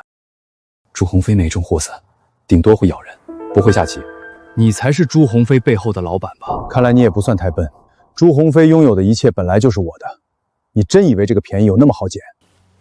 可惜，你知道的太晚了。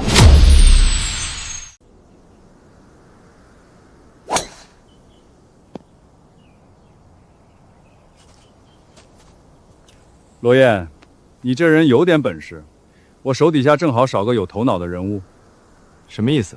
朱鸿飞那个位置空出来了，你要是愿意跟我干，我给你的权限比朱鸿飞还大，保证让你吃香的喝辣的。罗总，这可是周总抬举你，多少人想攀都攀不上。你有秘方，有脑子，跟着我，省城这块盘子，你也能分一口大的。我自己的饭碗端得挺稳，不用跪着吃别人的。敬酒不吃，吃罚酒。我不爱喝别人递来的脏酒。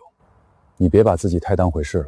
你扳倒的朱红林，就只是我手底下一条狗，听话就牵着，不听话就弃了。打败一个弃子，就真以为自己赢了？这些年，他替我干了不少脏活，现在被盯上了，我正好顺手丢掉。你收购的那个度假村，也是我不要的烂摊子，几千万砸进去，半死不活，卖没人要，留着天天亏。那地方狗路过都嫌荒，你倒好抢着接。罗燕，我还真得谢谢你，替我把坑填了。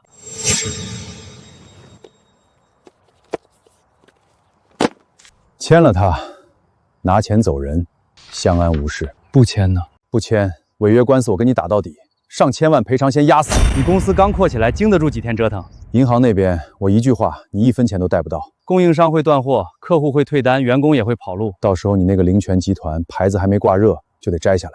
还有你那个秘方，你以为我查不到？你亲戚里有的是人想卖你，是吗？罗燕，你一个送外卖出身的乡下小子，能爬到今天不容易。我给你100万，是给你留条后路。拿钱走人，起码还能当个富户。最后问你一句，签还是不签？周正，你这不是谈生意，是抢饭碗。可惜我罗燕的饭碗端不走。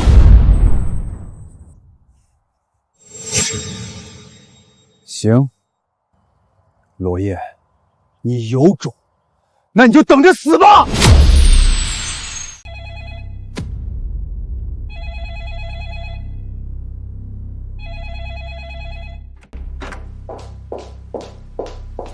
罗总，周正那边法务起诉了，来得还挺快。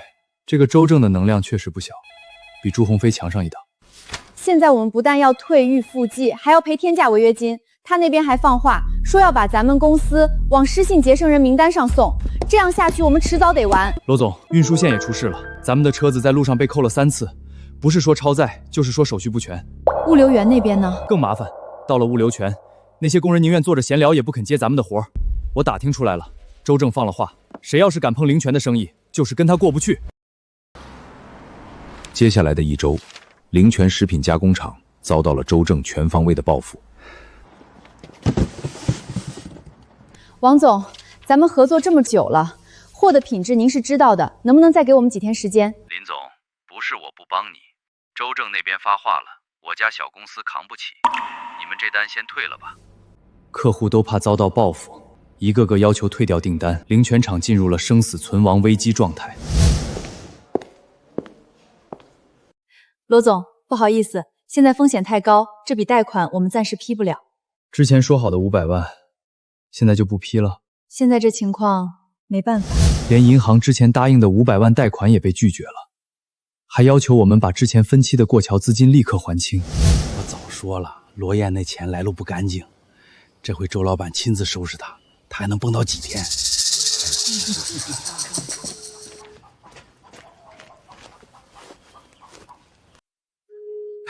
周总，我跟你说，罗燕突然发财，肯定跟他奶奶老屋和冷水洞有关，还有那个秘方，我看80%也在那儿。您放心，只要能把他弄倒，我这边还能帮您打听。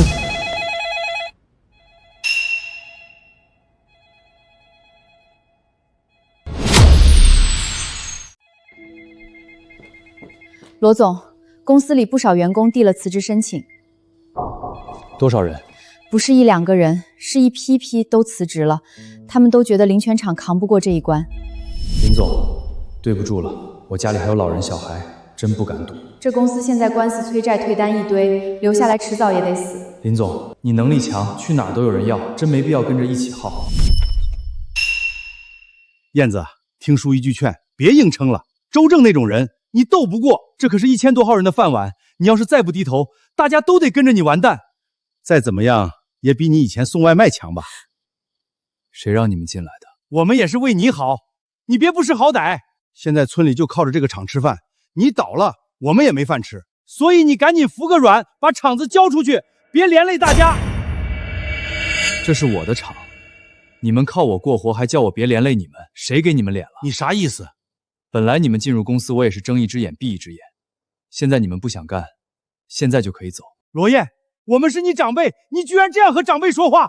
从今天开始，你们几个全部开除。灵泉集团不养吃里扒外的人。我是你二伯，你居然开除我？开就开，你还真以为我们稀罕？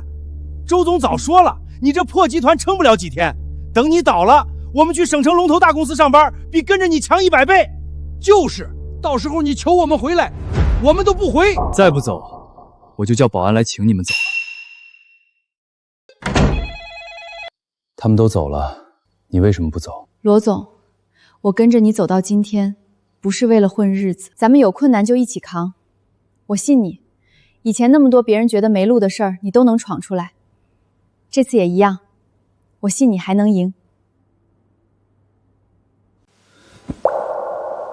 罗总，我没事，就是没睡好。别说话了，一切有我。现在正好剔除一些毒瘤，给公司瘦瘦身。林月，还得辛苦你在公司坚持1个月，我要离开一趟公司。罗总，你要去哪儿？赵勇，这1个月内公司的安全交给你，谁闹事谁砸场子直接处理，保护好林月。明白。我会保护好嫂子的。我们不是那种关系，不要乱说。罗总，现在外面都在盯着我们，你一个人出去太危险。最后再坚持1个月，我不会让你们失望。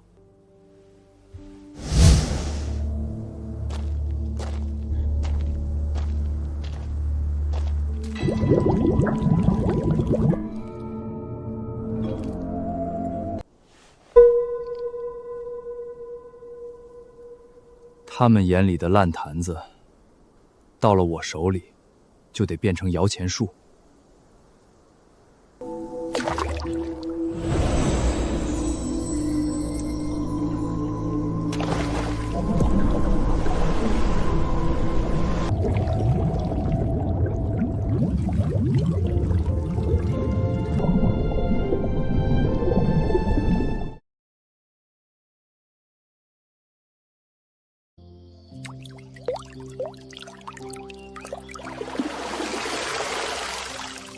这一桶水下去，青云山就该换个活法了。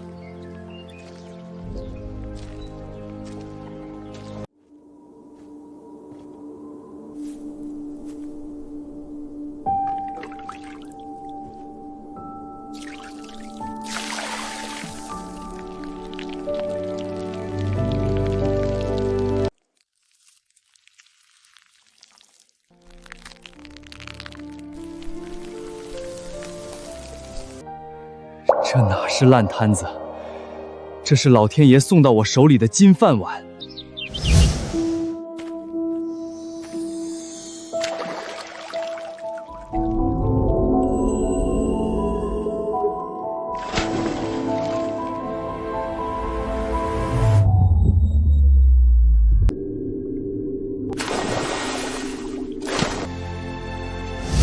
我靠，这是什么地方？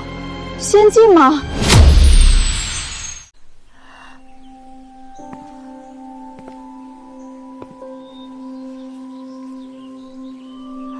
家人们，我好像发现了一个不得了的地方。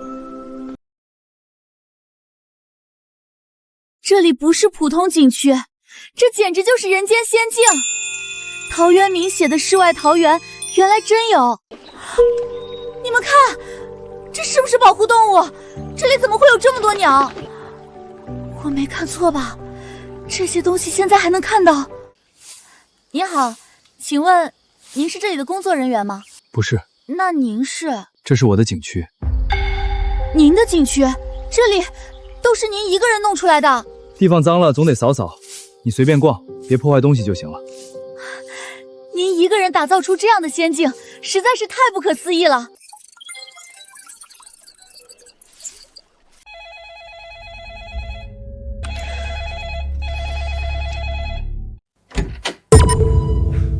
你来干什么？不用担心，我是来报信的。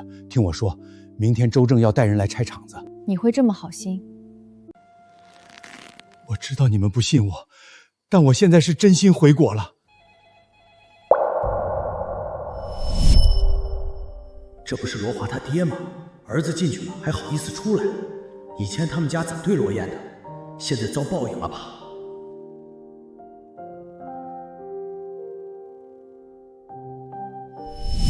以前我也这么看罗燕，现在轮到自己身上才知道这滋味不好受。我以前不是东西，我现在就想给孩子赎罪。罗总，林月，带人来青云山度假村帮忙。罗总，厂里的人都跑完了，现在根本没人守。不，还没有。你怎么知道？因为我去找过他们，赵婶儿、老李，还有厂里那帮老师傅，大家都在等着燕子的消息。哎呦妈呀，这地方也太峻了吧！我咋感觉自己走错到神仙窝里来了？我的亲娘哎，这是度假村，我还以为一脚踩进天宫了呢。罗总，这哪是度假村啊？这是把省城老板的钱袋子往外拽啊！别光看景，跟我来。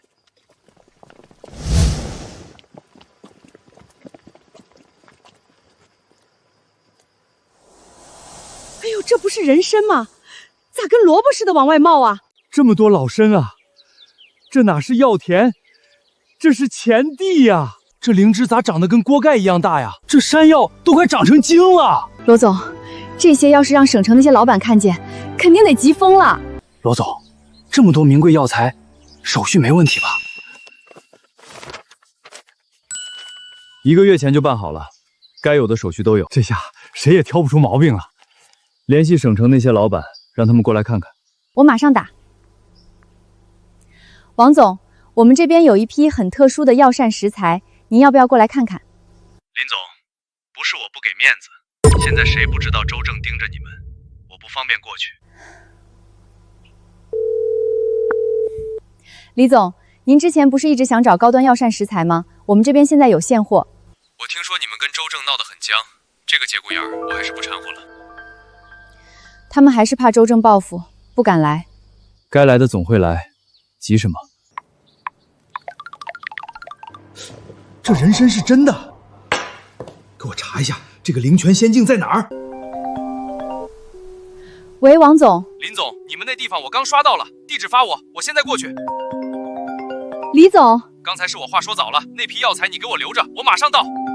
还有位吗？给我留一个，别让别人先定了，我带人过去。位置发我，马上出发。罗总，电话打爆了，他们都要来了。怕周正的人不少，可怕错过好东西的人更多。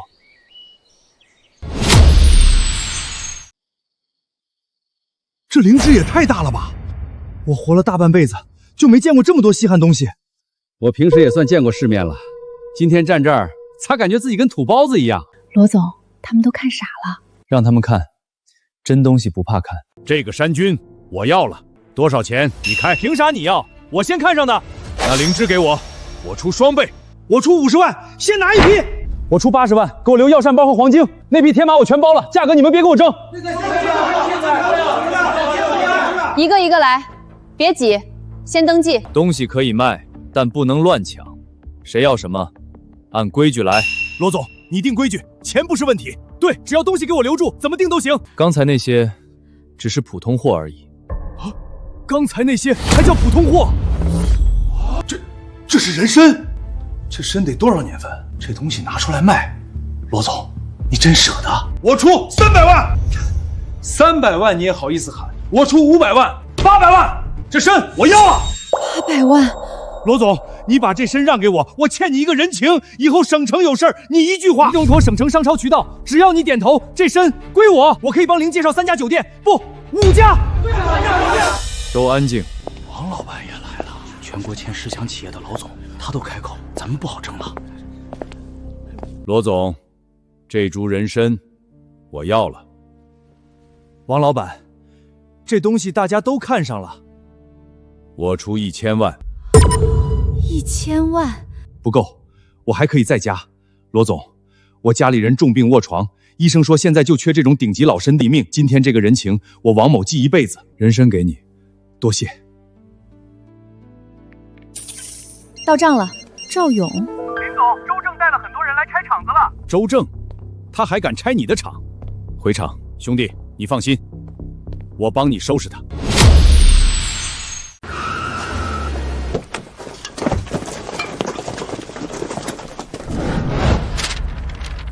大家都听好了，灵泉厂延期交付，严重违约欠款。现在这里的一切都由我们万和集团接管。进去给我拆，值钱的设备全拉走，没用的直接砸了腾地方。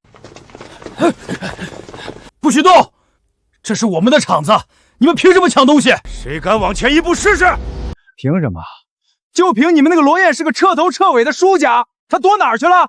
是不是欠了债，吓得躲在被窝里哭呢？罗总那是去跑业务了。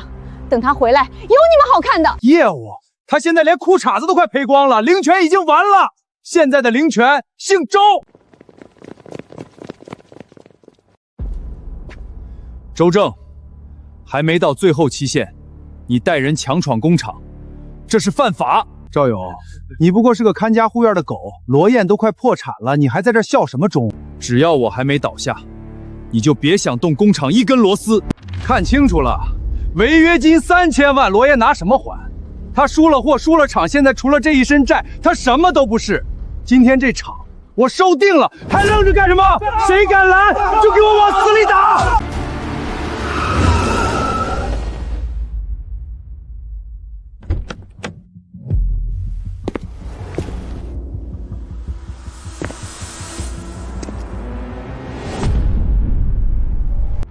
哟，罗总，终于舍得露面了，我还以为你跳江了呢。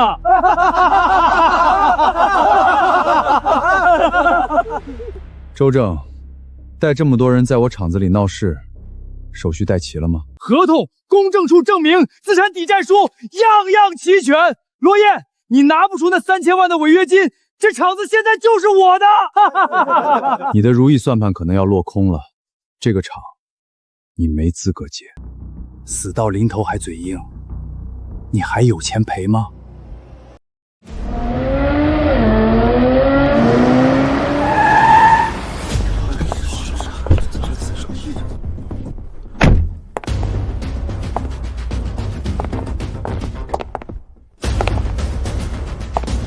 罗老弟，不好意思，路上有点堵，让你受委屈了。周正，你刚才说谁完了？王总，这是我们和灵泉的合同纠纷，您可能不太清楚。哼，我不需要清楚，我只需要你清楚，罗燕是我的好兄弟，你跟他过不去，就是跟我过不去。王总，没想到您也来了。既然罗燕跟您有交情，今天这个面子我给。罗总，算你运气好，厂子我今天先不动，违约金的事儿咱们后面慢慢算。这小子居然还有全国10强企业的王总称台，这些老东西个个人老成精，可不能让他们看出端倪。撤。慢着，罗总，我放过你是看在王总的面子上，你可别给脸不要脸啊！我不需要你放过。3000万违约金，加上之前欠你们公司的预付款，一共3800万。就在刚才，我已经全额汇入了你们公司的账户。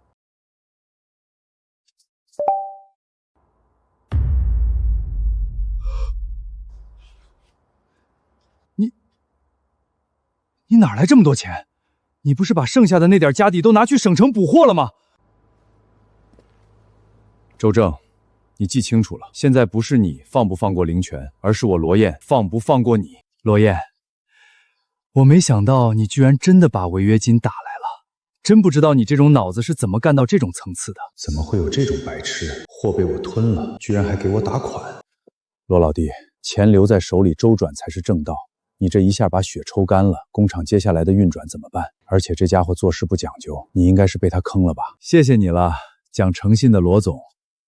下次有货继续发我啊，不过你可不能再弄丢了。罗总，人抓到了。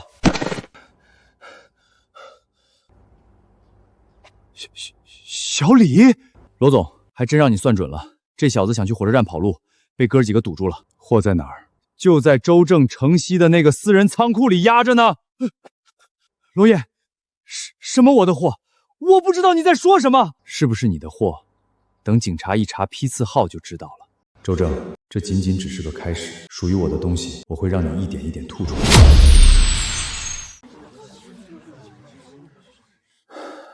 周正，货在你的仓库，你还让罗总赔违约金？王总，您别听他们胡说，这肯定是罗燕设局害我。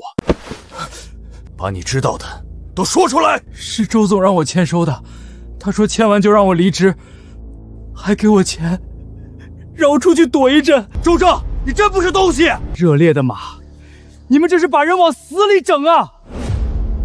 闭嘴！一个员工乱咬人，也能算证据？别急，证据不止这一个。你站得太高，可能忘了，朱鸿飞身边那个罗华是我堂弟。罗燕，以前是我们家对不起你，过去的事儿先不说了，我只救急不救穷，这钱不用你还。这是罗华留下的手机，我翻过，里面有些东西可能对你有用。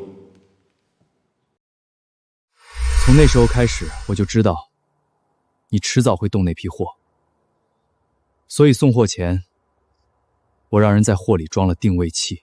你早就防着我，你故意等我往里跳。路是你自己走的，坑也是你自己挖的，我只是没拦着你跳。周正，你这手段太脏了。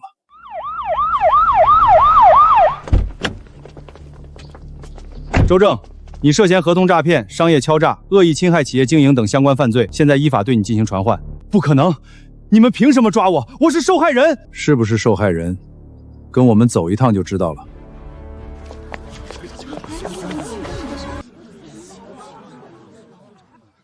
我就是传几句话，我啥也没干啊！你涉嫌造谣污蔑、泄露商业信息、协助他人设局，跟我们回去调查。做生意不是靠坑蒙拐骗，想把生意做长久，就得讲良心，守规矩。罗总，今天这局我服了。王总严重了。不严重，你这种人放到国际上也能有一席之地。到了这个层次，见不得光的手段已经不够看了。一个企业能走多远，看的不是谁下手黑，是老板有没有格局。王总这话说到点子上了。罗总，后面的路，我王某愿意陪你走一程。这段时间厂里风声不好，你们还能留下，我记着。罗总，咱也没想那么多，就觉得不能走。厂子刚好起来，我们舍不得。留下来的员工，每人发10万红包。10万？罗总，你这是把我们真当自己人啊！值了，跟着罗总干，真值了！都愣着干啥？还不谢谢罗总？罗总，以后你让我们干啥，我们就干啥。这辈子，我就认灵泉这个厂。10万红包，我咋就没多撑2天？完了，我这回是真把金饭碗扔了。周正都倒了，灵泉还能起来，我当时咋就慌了呢？10万红包全没了，你冲我喊啥？当初不也是你自己要走的？你少装！要不是你天天说罗燕要完，咱们能离开？那你不也信了？现在钱没了，倒全怪我。大哥，现在咋不吭声了？以前不是挺能说吗？就是啊，罗长胜，你以前一张嘴可没少挤兑罗燕，现在装哑巴了。这下好了，钱没了，脸也丢光了。早知道再忍几天，咱现在也跟着发财了。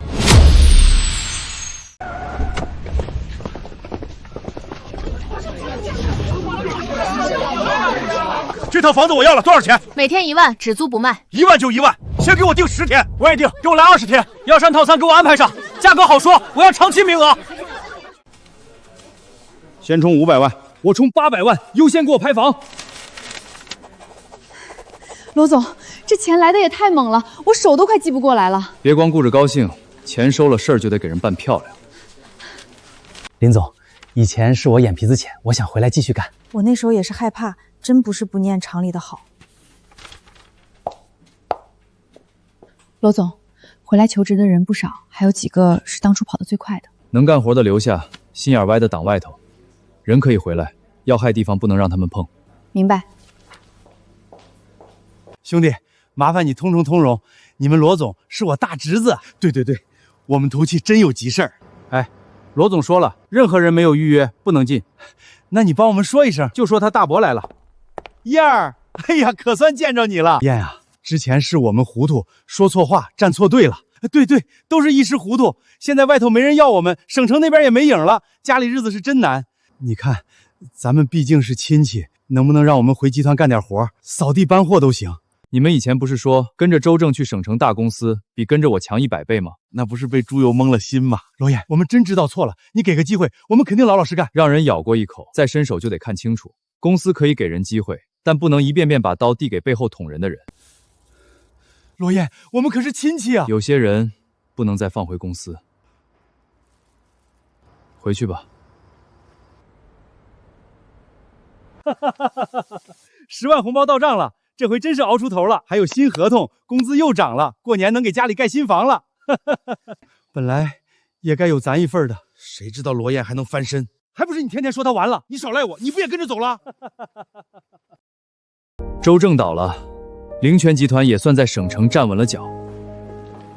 从今天开始，灵泉集团总部就设在青云山度假山庄。厂子供货，山庄接客，省城做口子，全国跑市场。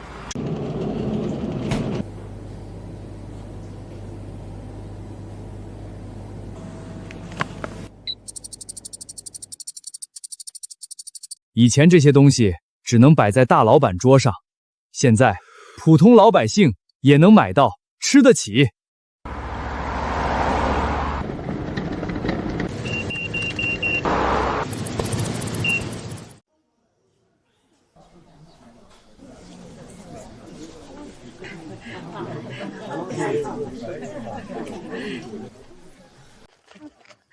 这红包沉得我手都发抖。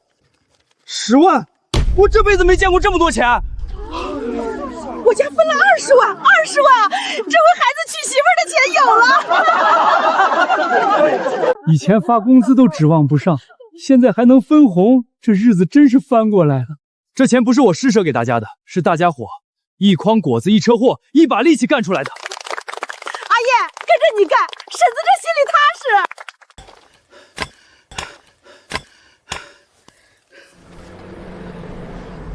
早知道当初就不该站错队。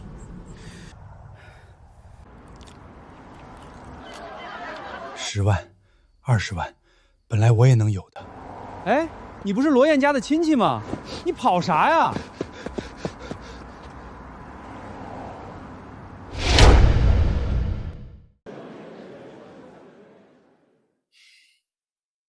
各位，这位就是灵泉集团的罗燕罗总，这个年轻人值得大家认识。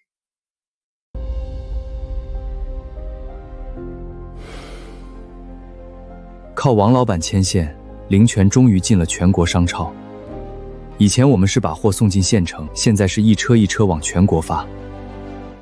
灵泉的货从大河村卖到全国各地，越来越多老百姓也能吃上咱们灵泉的东西。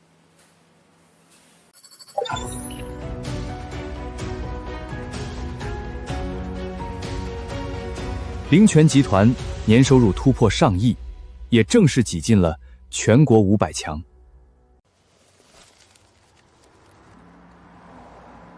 大伯，罗燕，你咋来了？我来看看你。我现在这样没啥好看的。我今天来是想跟你说一件事儿。啥事儿？进灵泉集团吧，你年纪大了，别再捡垃圾了。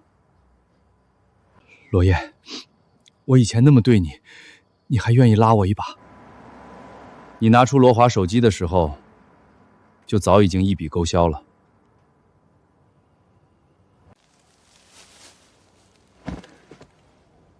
我以前瞎了眼，跟着他们欺负你，还帮错了人。我现在想起来，恨不得抽自己2巴掌。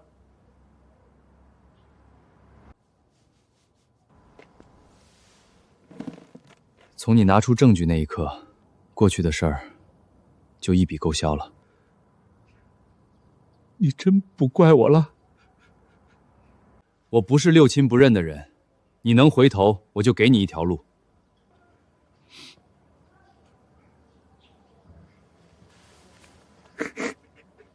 罗燕，大伯对不起你呀！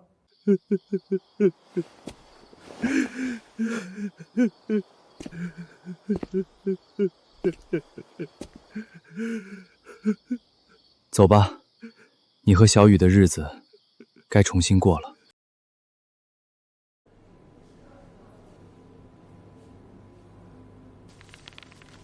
同志，求你们了，我家里人等着救命，能不能先卖我一只老参？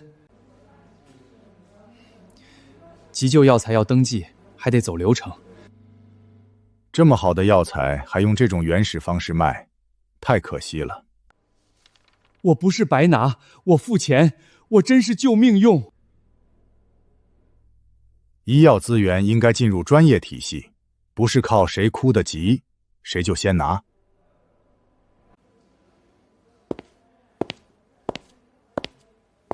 怎么回事？罗总，这位家属想买急救老参，谢尔曼先生说要先进入他们集团评估。罗先生，我是谢尔曼，国际医药集团 CEO。灵泉的规矩，什么时候轮到别人来定了？我只是提醒你，真正的医药市场只看标准认证，和渠道。正常价，急救登记，要先给他。明白。罗总，谢谢你。先救人。你有善心，但善心替不了体系。体系要是挡着救人，那就该让路。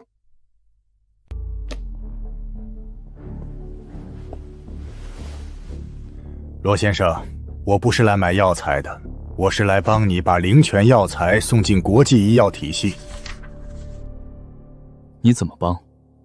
独家代理，灵泉所有药材只能交给国际医药集团评估、包装、认证、销售。所有，包括灵泉仙境的药膳渠道，也要给我们预留。价格比市场低30%，这是进入国际体系的成本。成本让我出，利润你拿。罗先生，单独看一支人参，你觉得它很贵，可放进全球供应链里，它只是一个品类。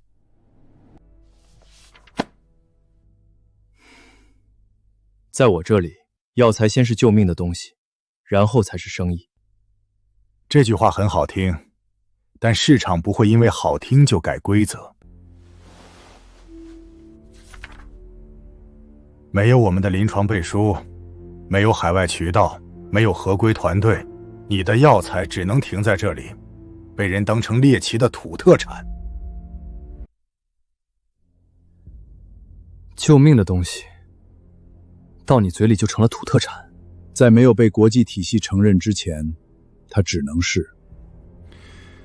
谢尔曼，话别说太满。我见过很多像你这样的人，有资源，有运气，也有野心，但他们最后都明白，世界市场靠的不是热血，是规则。那要是规则不让路呢？那就进不了门。门打不开，我就自己修一扇。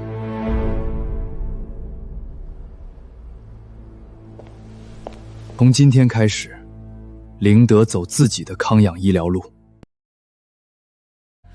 同志，求你们了，我爸在医院等着救命，能不能卖我一只老参？钱我们凑，手续也带了，真是救命用。急救药材要核实，还得登记。罗总，今天来了好几家，都是冲着急救老参来的。病例真实，用途真实，就走急救通道。罗总，真能卖？救命用，不吵架，按正常价走。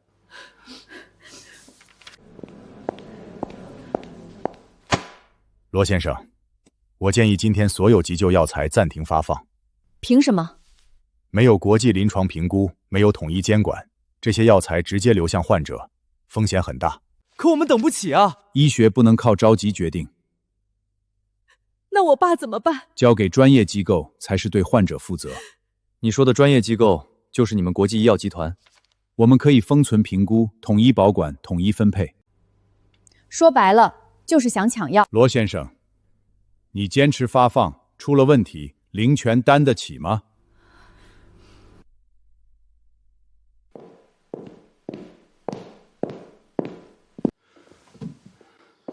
罗老弟，这事儿得稳，别让人抓把柄。资料、培育许可证、检测报告、流通备案、急救调制表、合作医院反馈记录，全在这里。这些只是夏国文件。这是夏国的地界，灵泉先按夏国的规矩办，手续齐，流程也清楚。核实病历，登记签字，发药。明白。谢谢罗总。你这是把风险往自己身上揽。救命的事，我从不往后躲。罗总，昨天了灵泉老参的病人稳住了，指标也在回升。院里几个专家都想了解灵泉药材，真的能救人？快，先给我登记。罗总，我们想正式了解灵泉药材的数据和反馈。谢尔曼，有没有用，不是你一句话说了算。个例不代表体系，那就从一个个病人开始。罗总，医院的人都主动找上门了，咱们这药材是真打开口子了。药材贵不贵不是最重要的，能救人的药材才是灵泉的底气。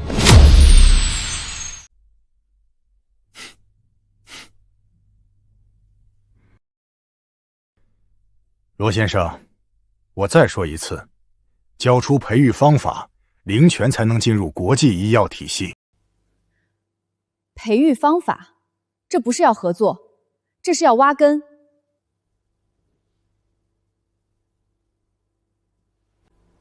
你们夏国人总爱把运气说成奇迹，几根草药救了人，就以为自己能碰世界医药规则。那是救命药材。在我们承认前，它只是东方植物样本。救了人的东西，到你嘴里就这么不值钱？情绪不能变成标准。签了，你有渠道；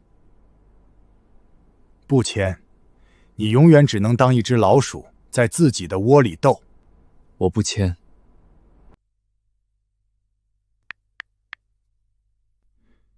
谢尔曼，我就可以打。罗先生，从现在开始，国际医药联盟暂停接收灵泉所有样本。海外医院与合资医院都不会适用，检测机构不会受理，资本也不会碰灵泉药材。这就是规则。你可以有药材，但你没有资格把它送上桌。罗总，他们这是明着封杀。现在后悔还来得及。不用后悔。你真觉得自己抗得住？你封我的国际路，我走我的夏国路。哼！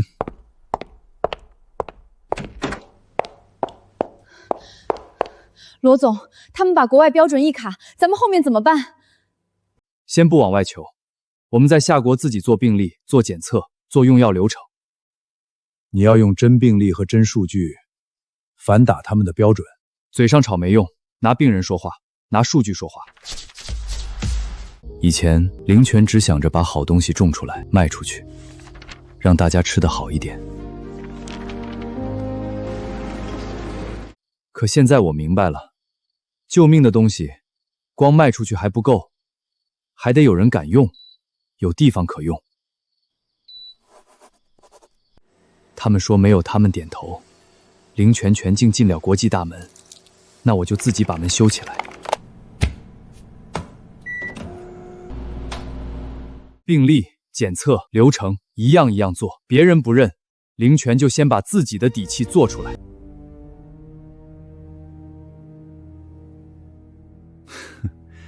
他还真敢自己干。发出去。明白。我要让他的集团挂牌第一天就背上风险标签。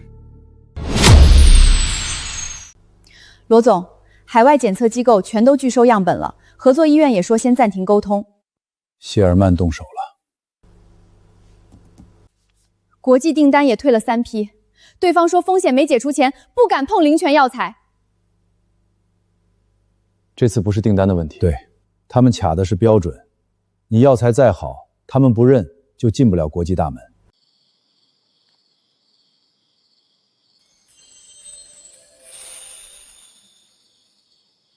又有动静了。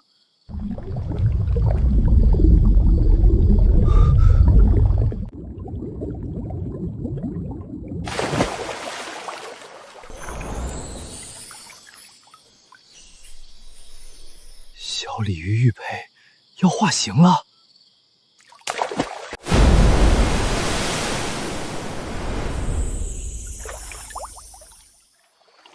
小蛟龙，以后是不是得叫为小蛟龙玉了？奶奶留给的宝贝，到底还有多少秘密？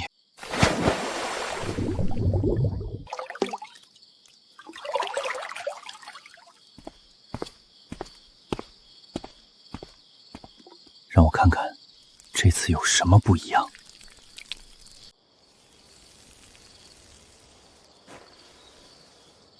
不抢着长了，药气反倒更稳了。催生是以前的本事，现在是养药性。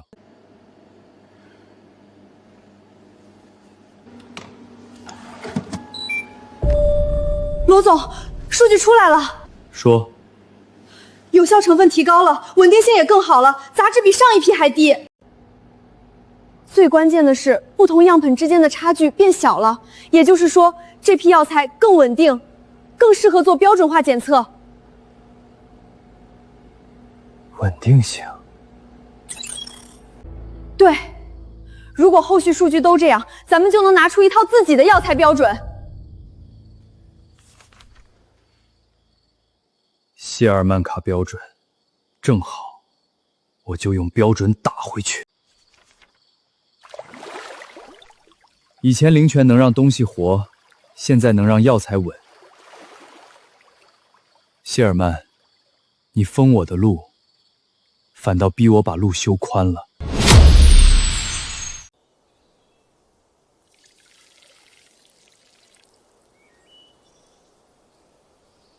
罗总，这批药材咋感觉跟以前不一样了？以前是长得快，现在是药性稳定。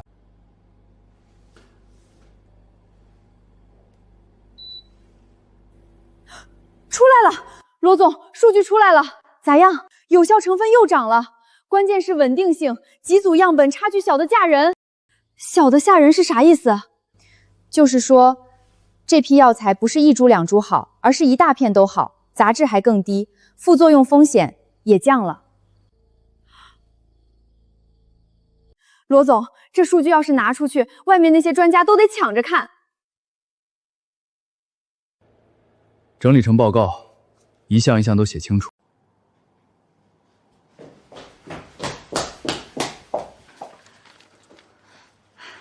罗总，经过1个疗程，第一批患者反馈出来了。罗总，我爸昨晚能自己坐起来了，医生都说没想到。我妈今天吃了半碗粥，她都好几天没怎么进食了。真有这么快？不是感觉，是指标真变了，炎症指标下来了，身体状态也稳住了。罗总，你这是救了我们一家呀！别谢我，好好配合治疗，人稳住才是最重要的。罗总，说句实话，我当医生这么多年，没见过这么快的恢复反馈。把每个病人的情况都记清楚，不能只看效果，过程也要留住。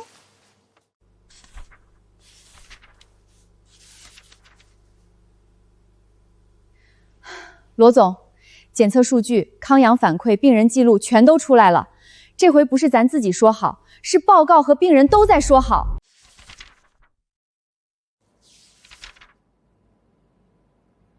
这数据太漂亮了。谢尔曼想在国际上封杀你，可他封不住夏国自己的医院和病人。现在好几家医院都在打电话问，连专家组都要来了。来得正好。你准备怎么做？把资料整理成标准化报告。明白。谢尔曼不是说我们没有标准吗？那就让他们看看灵泉自己的标准长什么样。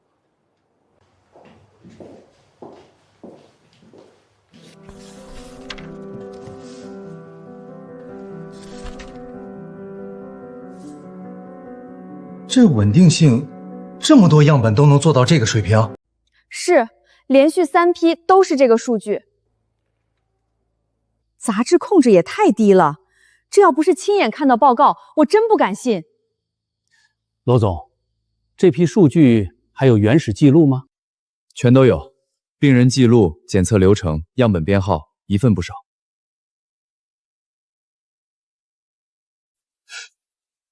这不是普通药材项目，这是能进重点研究的东西。我们建议立刻把灵泉药材纳入夏国重点研究项目。谢尔曼，第一步，我们走出来了。他们不是想自己做标准吗？那就让所有人都不敢碰。继续发。我要让灵泉这2个字在海外先变成风险，没有人会选择他们。罗总，他们又发风险提醒了。现在海外机构一听灵泉2个字，先问我们是不是有问题。这招毒，药材还没出去，名声先被他按住了，躲没用，咱们得主动出击。那怎么办？开发布会，我们把所有数据全摆出来，不玩虚的。罗总，国际医药联盟连续提醒灵泉药材存在风险，你怎么回应？他们说有风险，可以，那我们就把东西摊开说。这一批药从哪块药田出来，谁检测的，用到哪个病人身上，后面恢复怎么样，我们全都有记录。也就是说，每一支药材都能查到源头？能。每一支药从地里到病人手上，咱们都记得清清楚楚。灵泉不怕查，怕查的东西才叫风险。这套追溯做得很细啊，比很多老牌药企都扎实。我们已经看过灵泉的检测数据和患者反馈，灵泉药材已经被建议纳入下国重点研究项目。重点研究项目，这是不是说明灵泉药材已经得到下国医疗专家组认可？至少从目前数据看，它值得重点研究，也值得继续观察。我代表全国商会表个态，灵泉不是野路子企业，它有产品、有数据，也有担当。商会这边会推动更多正规医院、企业和灵泉对接。罗总，局面扳回来了。还没完。罗总，你对海外风险提示怎么看？灵泉药材到底有没有用，不是几张海外文件说了算，我们只用事实说话。下国专家组下场了，商会也站出来了，他们只是把局面稳住了，不代表能走出去。罗总，有海外患者家属发邮件，还有2家海外机构想直接跟我们对接。绕过谢尔曼来的？对，他们说不通过国际医药集团，想跟灵泉单独谈样本合作。谢尔曼，你想把门堵死，可别人会自己找路。罗先生，我可以撤掉风险提醒。你会这么好心？只要你愿意给我培育方式，灵泉继续供货，我们负责全球销售，我保证给你们一座金山。这里是100亿买断费，你拿钱还能体面退出医药核心。罗先生，100亿已经够多了，别让自己的野心害了你。钱确实不少，可我不卖。你真以为自己赢了我们？罗先生，我可以给你钱，也可以让你什么都没有。你还想干什么？海外医院会害怕，合作机构会退缩，给灵泉说话的人也会遇到麻烦。谢尔曼，你这是威胁。这是提醒。你们下国人有时候很天真，以为靠几份数据就能跟资本讲道理。数据讲不讲道理，等会儿你就知道了。你发风险提醒的内部邮件，亨利联系检测机构拒收样本的记录，还有你们压海外医院不准接触灵泉的录音，全在这里。别碰！还有你们低价垄断灵泉药材的合同，要求交出培育方式的条款，也都备份了。这些文件不合法。你们做的时候，咋没想过合法？罗燕，你敢公开这些，后果你承担不起。不用公开，已经同步给国际医药联盟和你们董事会了。调查我，现在！不可能！谢尔曼，你的行为已经严重损害集团声誉，董事会决定立刻罢免你 CEO 职务。谢尔曼先生，这事不是我一个人做的。闭嘴！亨利先生，请跟我们走一趟。罗燕，这事儿没完。从你拿病人的命做买卖那一刻，你就已经输了。灵泉医药不接受垄断，以后我们只跟真正救人的机构合作。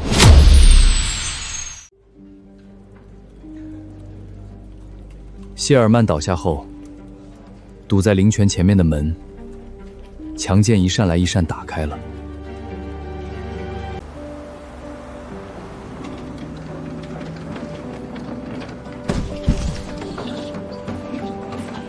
灵泉药材第一次正式迈向海外。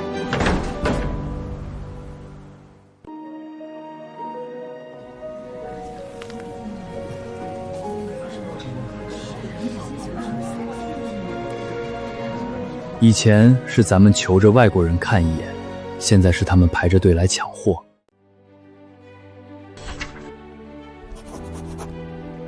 药材、药涮、康养服务3条线一起出海，灵泉终于走到了世界桌面上。又涨了，这都涨疯了吧？早知道我砸锅卖铁也买呀！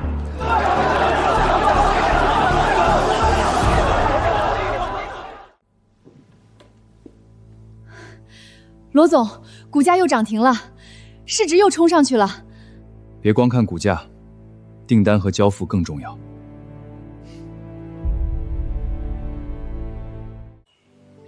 我当初听罗总的，买了点灵泉股，这回真发了。我家那点钱翻了好几倍，这日子是真起来了。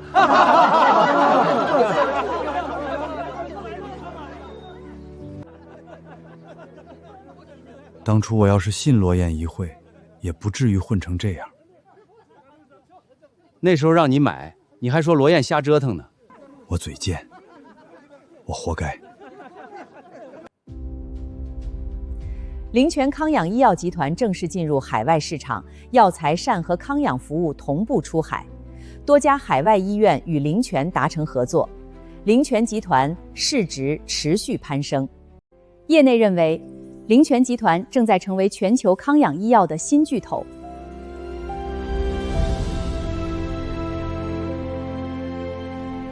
罗总，灵泉真的卖到全世界了。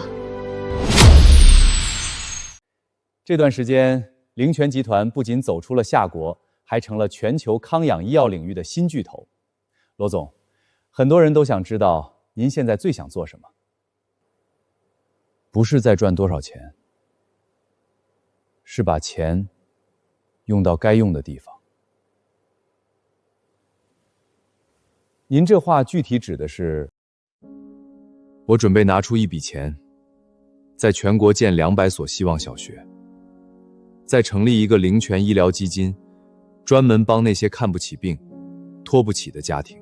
200所小学，还有医疗基金？对，学校我来建，基金我来出，孩子别再因为穷耽误读书，病人也别因为没钱就干熬着。您这不是一笔小数目啊，钱赚来就是让人用的，总不能光看账上好看。罗总这人是真行，挣了大钱还想着咱们这些穷人。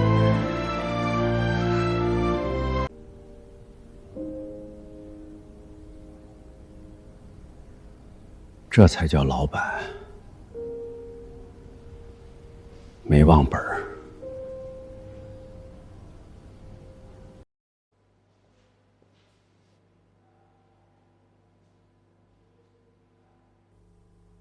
这要是真的，那得救多少人啊！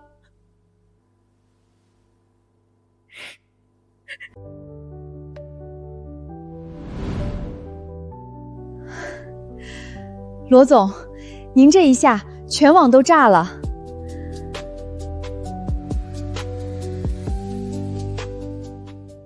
罗总，很多企业家成功后想的是扩张、上市做更大，您怎么会先想到小学和医疗基金？因为我知道，没钱读书是啥滋味，没钱看病是啥滋味。近日，灵泉集团罗燕宣布，将在全国捐建200所希望小学，并成立灵泉医疗基金，帮助重病家庭。从企业家到慈善家，罗燕再次引发全网热议。能帮一个是一个，能多帮一点就多帮一点。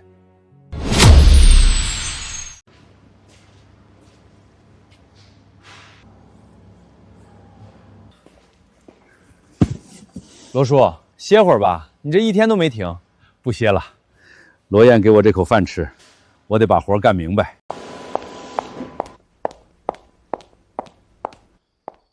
罗叔，这批货没问题。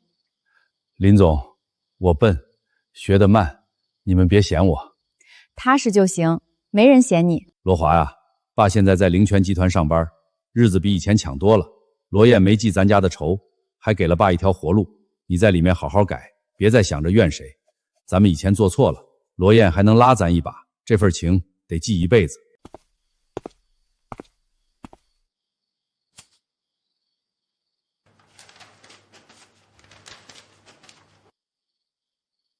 你在里面好好改，别再想着怨谁。咱们以前做错了，罗燕还能拉咱一把，这份情得记一辈子。爸没本事，但现在明白了，人不能昧良心。等你出来，咱们爷俩老老实实过日子。爸，我以前真不是人。出去以后，我一定重新做人，以后好好报答人家。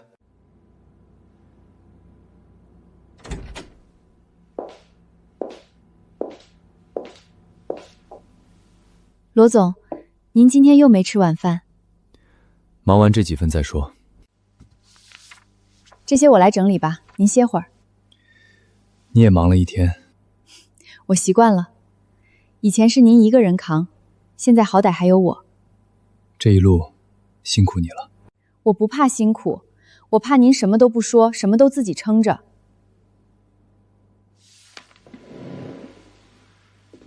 以后不会了。罗燕，我能不能不叫你罗总了？可以。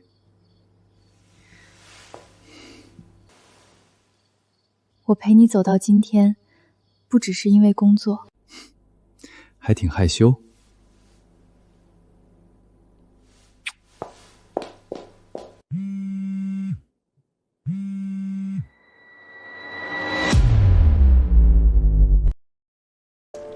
灵泉康养医药集团创始人罗宣布成立医疗基金，并将在全国捐建200所希望小学。说出来你们可能不信，屏幕上这个大富豪是我侄子。你侄子？大叔，你这牛吹得有点大吧？他要真是你侄子，你还用在这收废品？是啊，要是以前，我也不信自己能混成这样。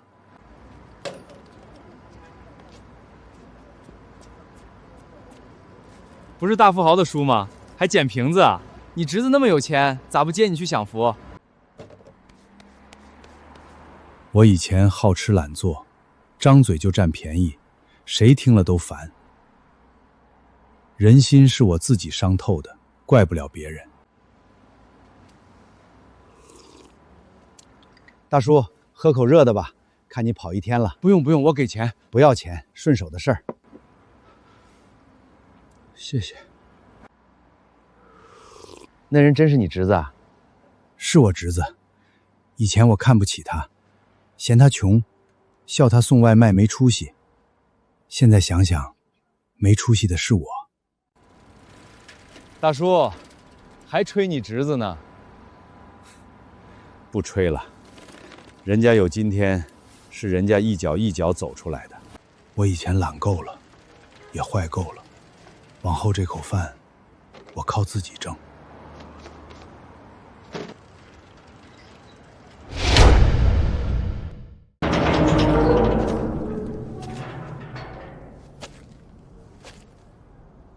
出来了。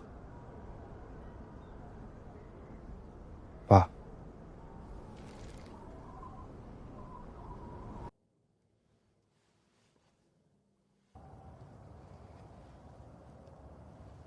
爸，我对不起你。对不起我的话，往后用日子还。我知道。想重新做人，先去见罗燕。他还愿意见我吗？你不去，咋知道？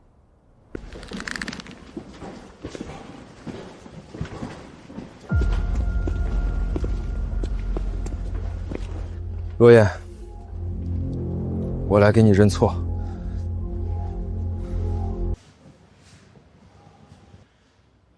以前我害你、欺负你，还跟朱鸿飞他们混在一起。我坐牢的时候才想明白，我真不是东西。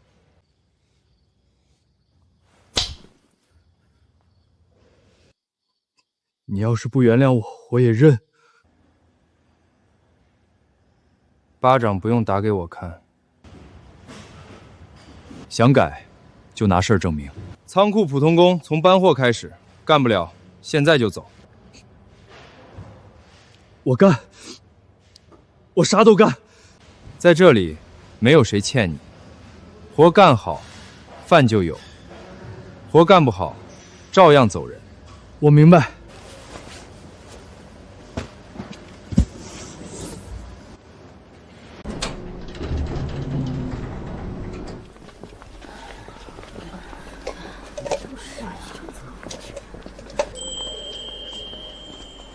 灵泉康养医药集团正式成为全球康养医药新巨头。创始人罗燕宣布，将捐建200所希望小学，并成立灵泉医疗基金。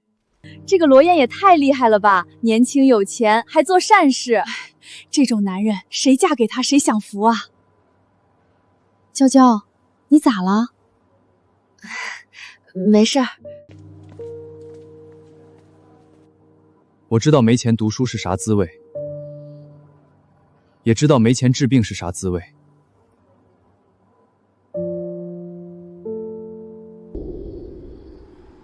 罗燕，你一个送外卖的，拿什么给我喂来？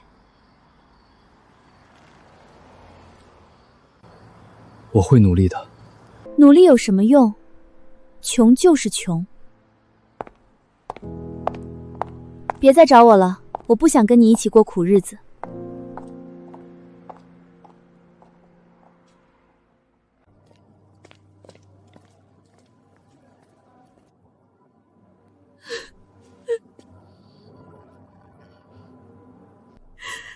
罗燕，是我瞎了眼。我当初嫌他穷，嫌他没本事，可我亲手推开的，不是穷日子，是这辈子最好的命。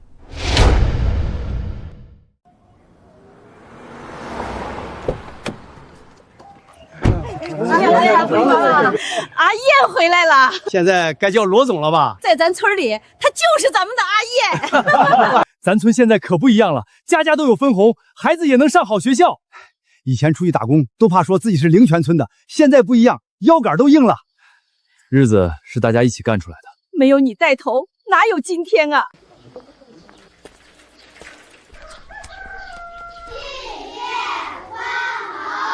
以前的灵泉村，路不好走，地不值钱，人也没啥盼头。现在不一样了。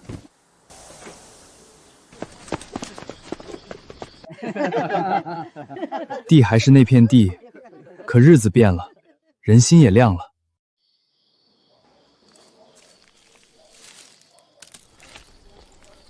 奶奶以前总说，人别嫌地薄，只要肯下力气，薄地也能长出好日子。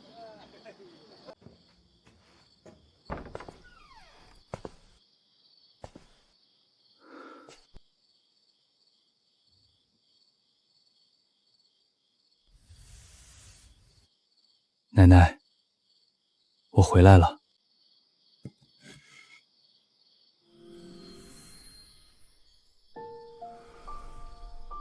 原来你们本来就是一体的。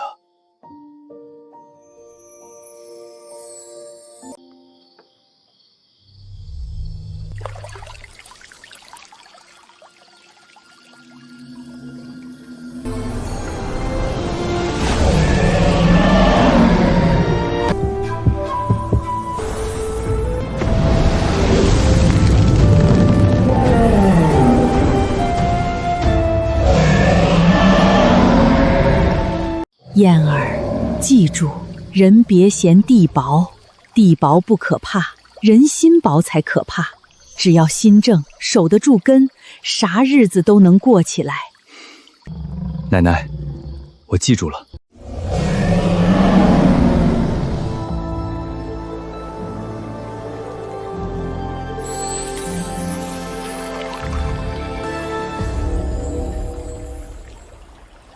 原来灵泉给我的，从来不只是发财的路，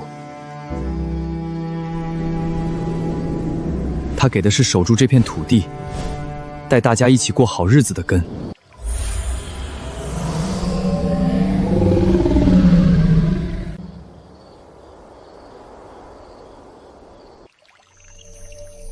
灵泉真正的传承才刚刚开始。